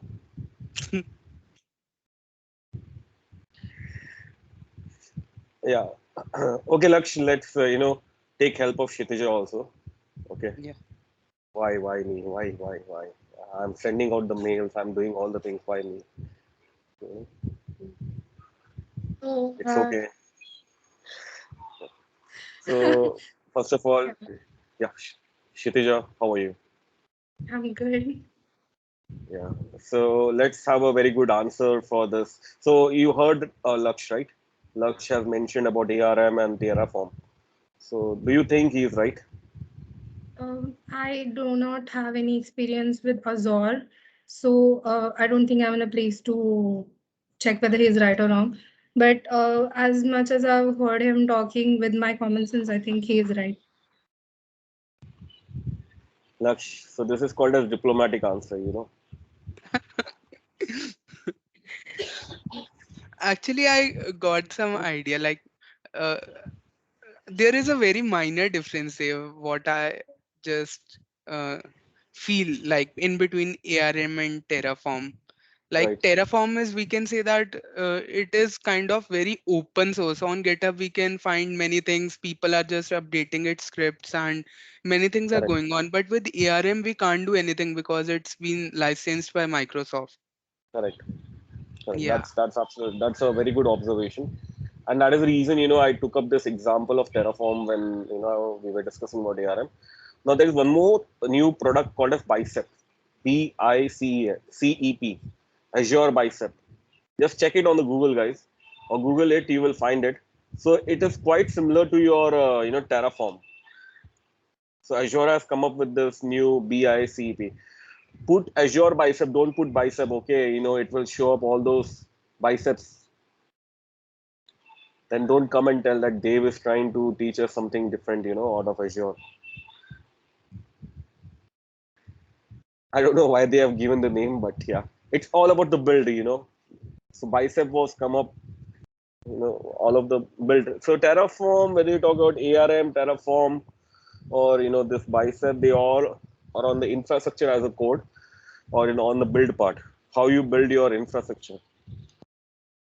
So many times, if you want to do scaling, scale out stuff, and you want to deploy the things, customize the thing. So in order to make the life easier for developers, for the administrators, they use this ARM, they use this Terraform. Developers, they mostly go for Terraform or Azure Bicep. I have used this Azure Bicep in last two project, and it's wonderful. Very good thing. So for one of my client, so it's wonderful actually. We have done the POC, but not exact thing. We're not on a production environment, but yeah. Yeah, Harsh, you're reading, I think. Can you make us understand what is bicep? Why? Yeah, like it's different than JSON. That's what I was like observing. So Yeah. You were observing, you were reading, I think. yeah, reading basically. So I just read the first line. Okay, I'm really sorry. So when you are done with the second, just let me know. Definitely. Okay, so guys, when you're working with this whole cloud platform, so there's a concept of DevOps. I don't know whether you know this. So DevOps is a very popular concept, which is used. So a lot of people, they come and ask me that, Dave, what is DevOps and what is it? So see, for me, if you're asking me, then DevOps is more of a platform. It's like a technology, or it's like a process. you know so how we have ITIL, how we have ISO, and the Six Sigma and all. Similarly, we have this DevOps. Okay, it's like a process that we are having, and we are using. It's like a cycle. So there is a production, then testing, then implementation, support. So there are cycles which are there, and each of this cycle, they have a set of tools. So Terraform is one of that tool, which is a part of your DevOps area. Apart from that, you have various other tools like, ServiceNow is one of the example, which you have on the monitoring aspect. Okay, then Chef is one of the other tool. Ansible is the tool which is popular for your automation purpose. Okay, so these are the different tools that are very popular. PowerShell is also a tool, okay, which is quite being used. Okay, so it's all about the process, and in fact, all the organization in all the projects you will find DevOps being used. Okay, so Azure has its own DevOps cycle. Okay, where it has its own set of services like artifacts, and there are other sectors which are coming up. So this helps you to manage the whole DevOps part with respect to Azure. So how we have Azure portal, we have a dedicated portal for DevOps, Azure DevOps, which has a different license and everything. Okay. So I would suggest you can invest your time on this Azure DevOps, okay, or the DevOps part. This will really help you to take the things ahead. So you already know the technology, you already know the coding part, everything is done. So now you need to know how you can make the things easily available. Okay, whether it is on the cloud platform or whether it is on premises or once you're hitting the production environment. That's the whole point. Because within here, in this out of this 20, 19 or 21 people who are connected, almost 20 people are knowing how to code. All of us are knowing how to code, right? So some are popular with .NET, some are popular with the Java, some are very good with the PHP. So what is the difference between you and the next person who's sitting to you or the colleague? This is what the difference will be when you know the technologies and when you know the platforms very well, like DevOps and all those things. Or else for organization you are like a normal software developer, even though you are the best developer in the world. You're getting me? So here itself we have the competitions. Okay, you have the people. So I'm not starting a war over here. Don't worry. It's just real life stuff. Okay.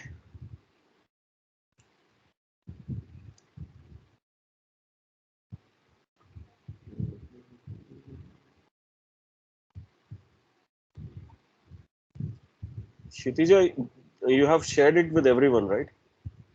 That document.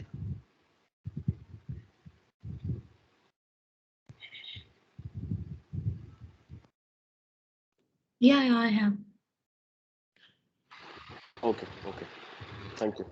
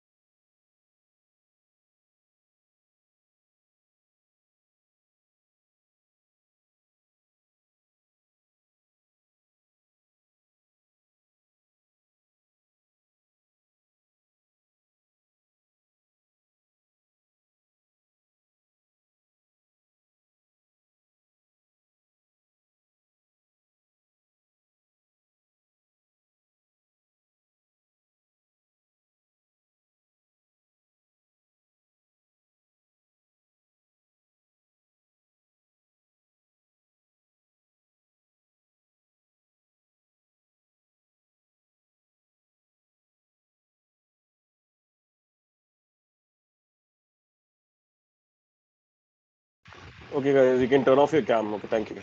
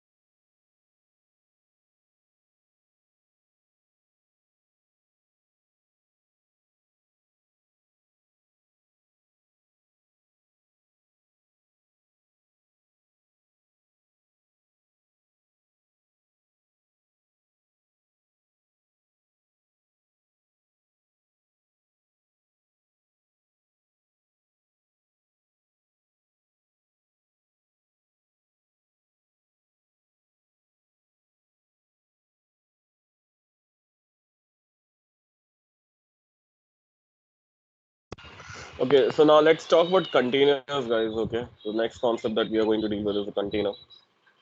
Okay, let's go ahead. Okay, so what exactly is container? So container service, when we talk about resource group, or whenever we talk about VMs and all.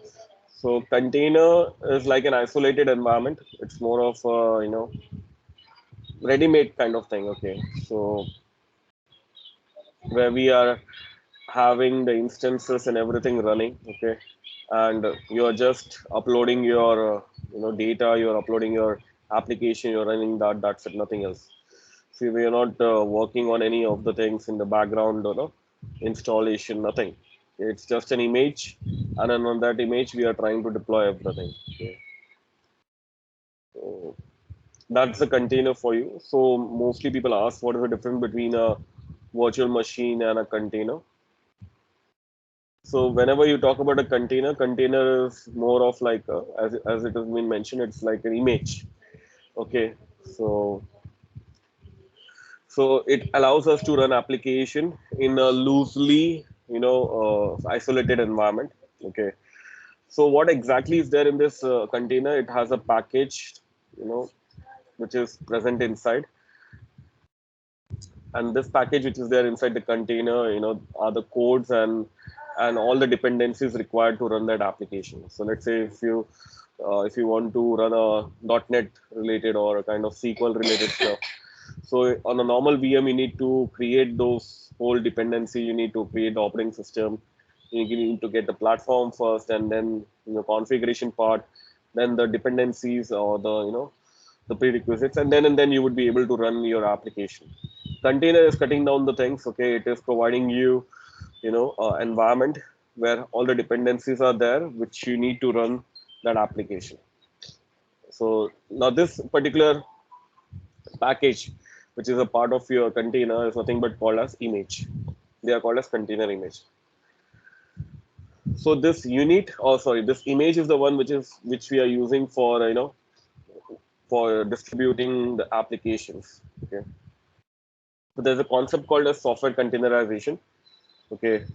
So software containerization is basically it's like an OS virtualization. So how we have virtualization where we are trying to build up a layer and we are trying to divide the resource, the computing power, and where we can utilize multiple, or we can have multiple instance of OS running.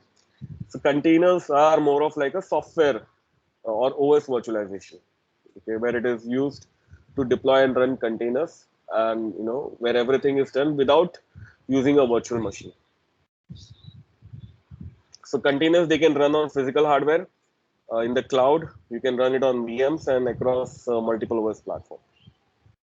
Okay, so that's a container definition. Now Docker is a platform which which is very popular. So Docker is actually that platform which is used for developing the container image, or to deploy them, or to instant or initiate it basically. Okay, initiate the image as a container. So all these things. So Docker is a very popular one. So it doesn't use a hypervisor how Hyper-V and other VMware EXSI and all those things are using. It's not getting into that. So we can run Docker on on the desktop or the laptop, or let's say on any of those things there.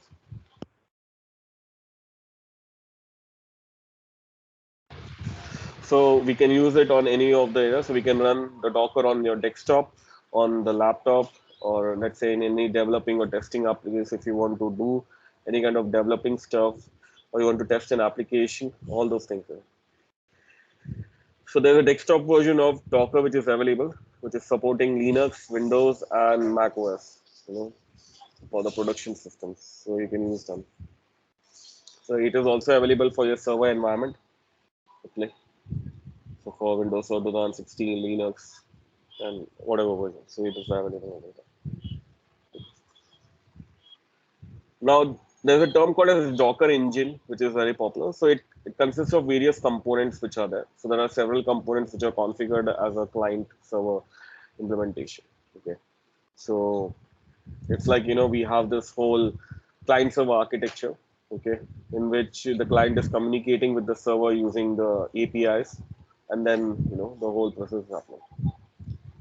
So Docker engine is working like a, you know, it has, it's like a component set of component. It has server, it has REST APIs, it has Docker client, all of them are there.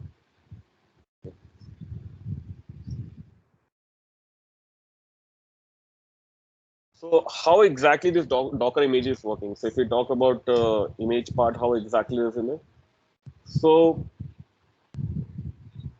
see, when we talk about software packages, okay, so software or like any kind of software that we are using. So software, or when we talk about packages, or when we talk about images, which are used in Docker, okay. So they have a different concept, okay. So when you compare it with the Docker image or Docker process, so it works in a different way, okay. So it works totally in a different way. So it depends on your OS role, what kind of OS you're using, whether it's a client-based OS, whether it's a server-based OS, okay. So type of container that you're targeting, all these things are actually considered while with the type of image, or when we talk about Docker image form, that has been considered over there. So what exactly is a container image? So if we are talking about container, what exactly it is?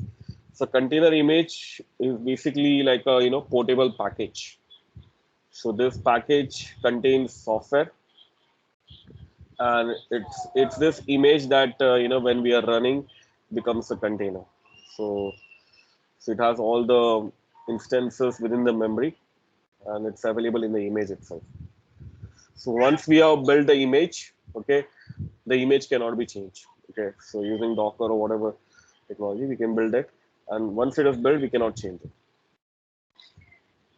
So that's how we are using the whole Docker and image container part.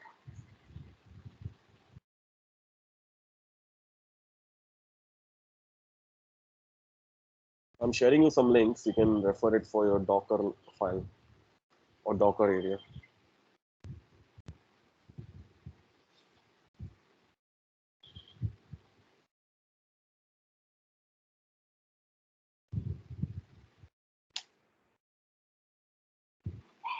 This is one link.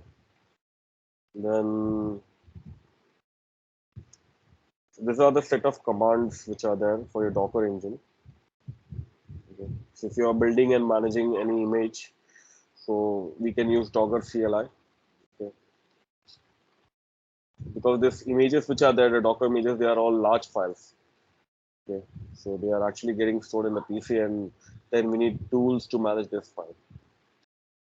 So for this, we have this, CLI is one of them. So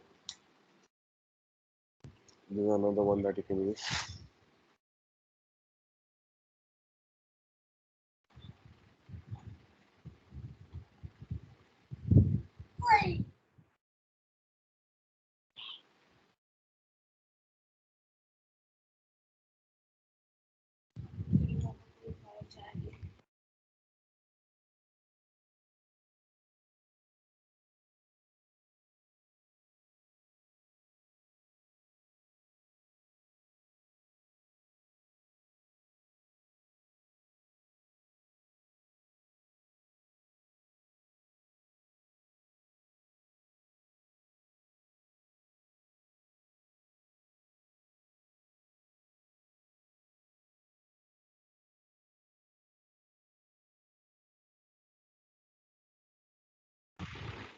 So do you have the Docker configured in, or available on your system, on your laptops?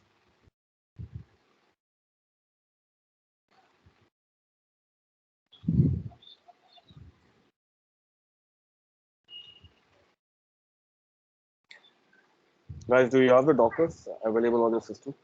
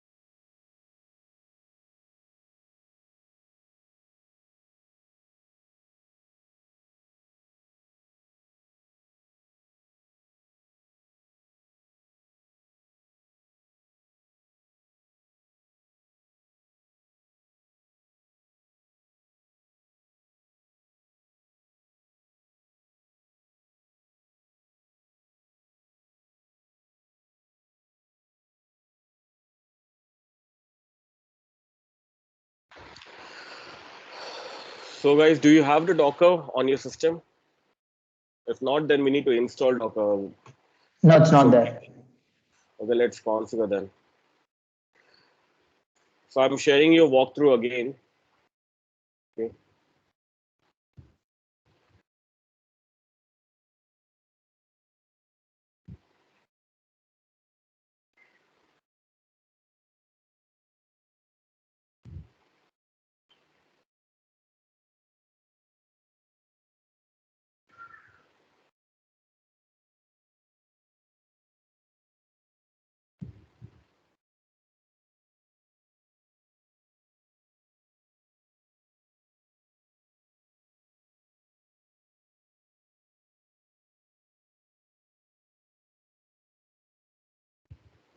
So this is for retrieving and deploying is its this thing what they call as Docker image. So this is on the local level.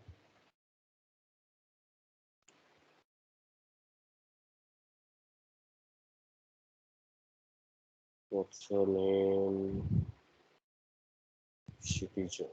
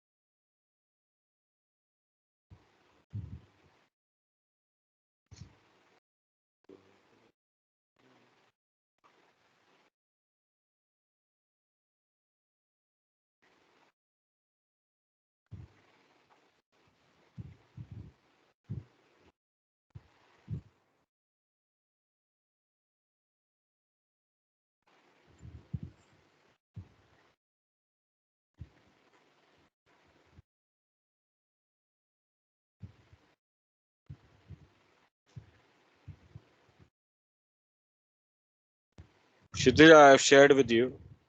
Okay. Yeah, they are. Keep you updated. Okay. Thank you so much.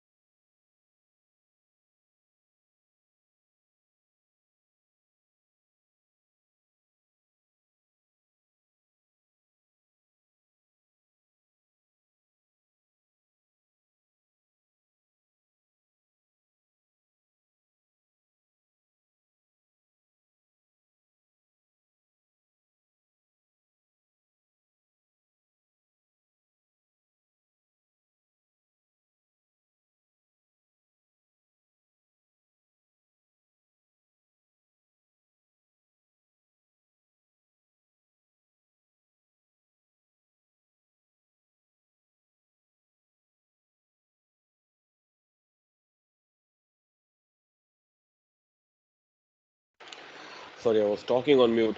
So I have shared a link. I have shared the sheet. In that sheet, you will find a Docker link. Okay. So once you receive it, if you don't have the Docker, desktop installed on your system, okay, I don't know whether you might be having rights to install it or not. If you check it, okay, just try to download this. Go to the Docker desktop and download this Docker website, product, and Docker desktop. Just click on that. Now, before starting with this, just check whether you are having a mobile connection hotspot or a good, like it should be at least something which should not exhaust your data plan because it's 525 MB if you're using mobile network. Hello, Dave. Am I audible? Yeah, you're audible. Tell me, Abhishek. My Wi-Fi is giving me some bad trips. I'm on my mobile hotspot. So you have the data. What is the quota for your daily quota? Very less. Okay. Just check, if you're able to download, well and good. If not, then whenever you're getting the Wi-Fi back, practice at that particular instance. Okay? Okay, sure. Yeah, I shared the document with everyone. Thank you so much, Shitija. You No are the worries. savior. You are the savior, savior.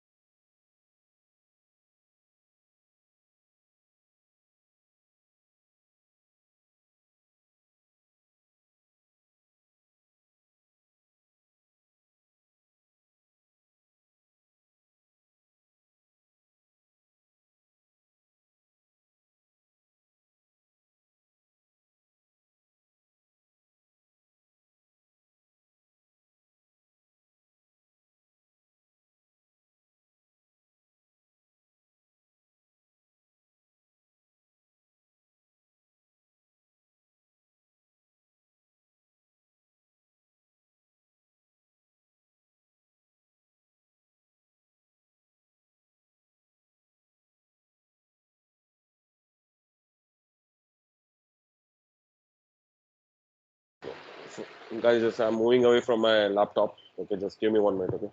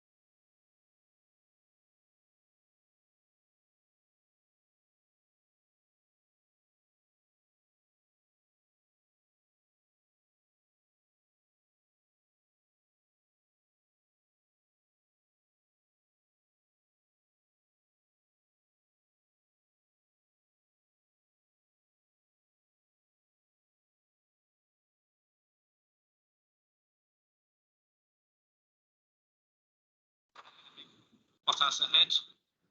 Yeah, now the lead car, Russell has also booked. So Mercedes are behind Lance. Bottas and Russell, they're both on the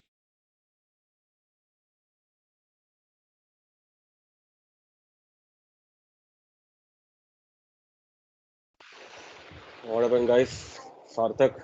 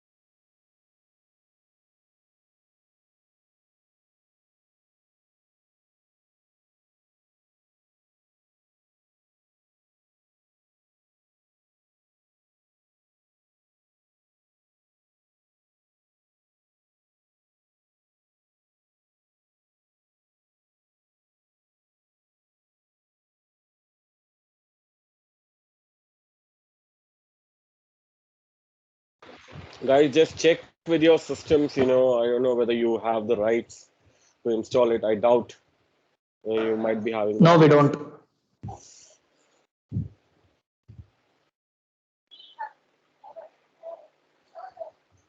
Okay.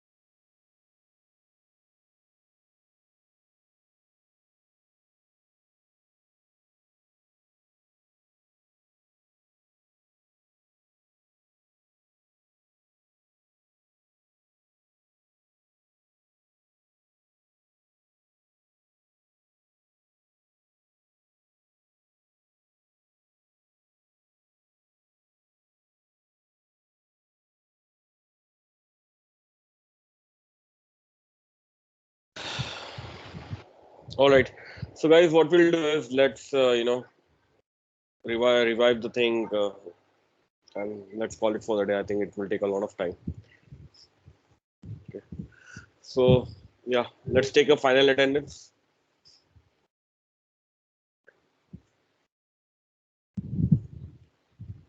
Please share your screen. Oh no, please turn on your cams and then we'll call it for the day. Okay. So let's summarize the thing what we did today. So you guys are having a lot of restriction.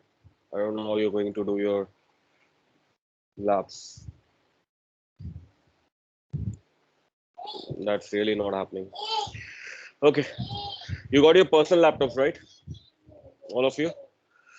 So go ahead and do it. See, nothing should stop you from doing your labs, okay, guys. So please go ahead and do it. You can contact me, okay, tomorrow. You can reach out. So the same number is on WhatsApp, the one that has been shared when I mailed it. Okay. So I think Kshitija is forwarding as it is, or she's trying to drop a new mail Forwarding it as received. as it is. Okay. All right.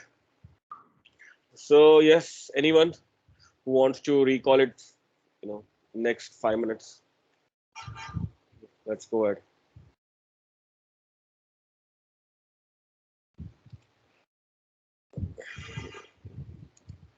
Sahiti is not joined. She's not there, no?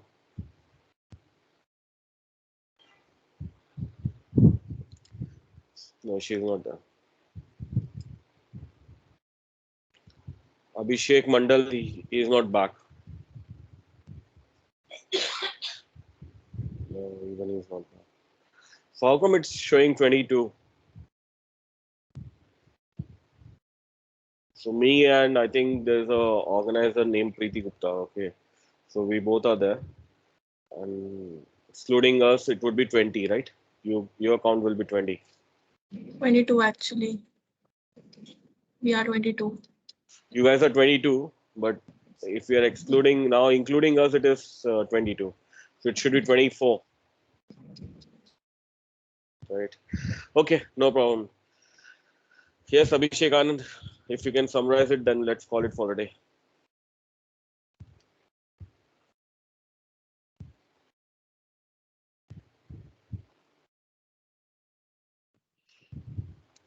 Yeah, we started with our with the day with Cosmos DB, like Azure database, where we actually saw Cosmos DB. Uh, Basically, it is like you could say fully managed NoSQL database service for modern Mm. app development in Azure. Mhm. Uh, then we kind of like saw different consistency levels in Cosmos DB, like strong, bounded, stainless, session, consistent, prefix, eventual. Then we actually had our hands on practice, like we developed we created Cosmos DB database.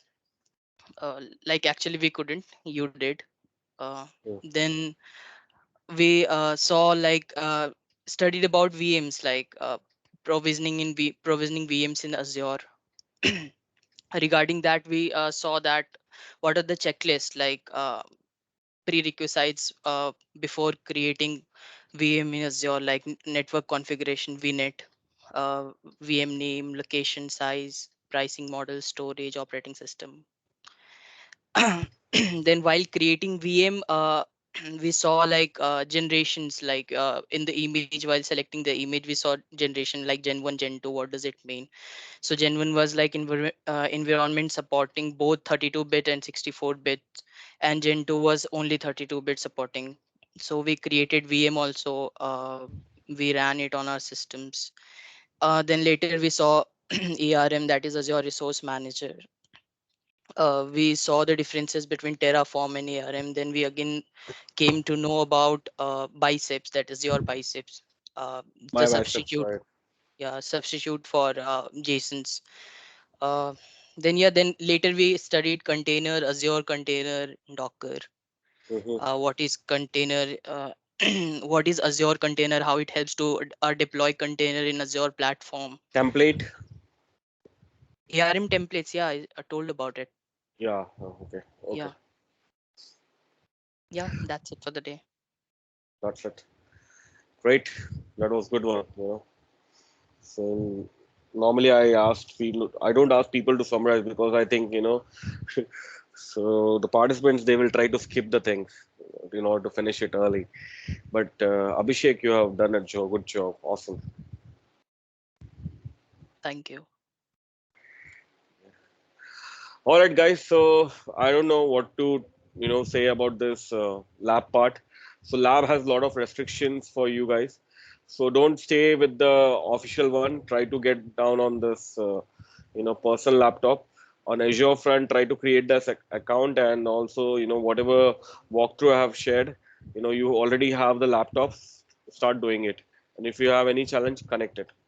So tomorrow we'll be connecting back and we'll be taking up the rest of the things. Okay. All right, guys. So thank you for your time. So let's connect tomorrow. And me too. Okay. Bye bye. Thank you. Thank you. Bye. Good evening. Have a good evening. Bye. Good evening. Bye bye. Yeah, Saurabh, you are done. We are done with the cam call. Yeah. Thank you.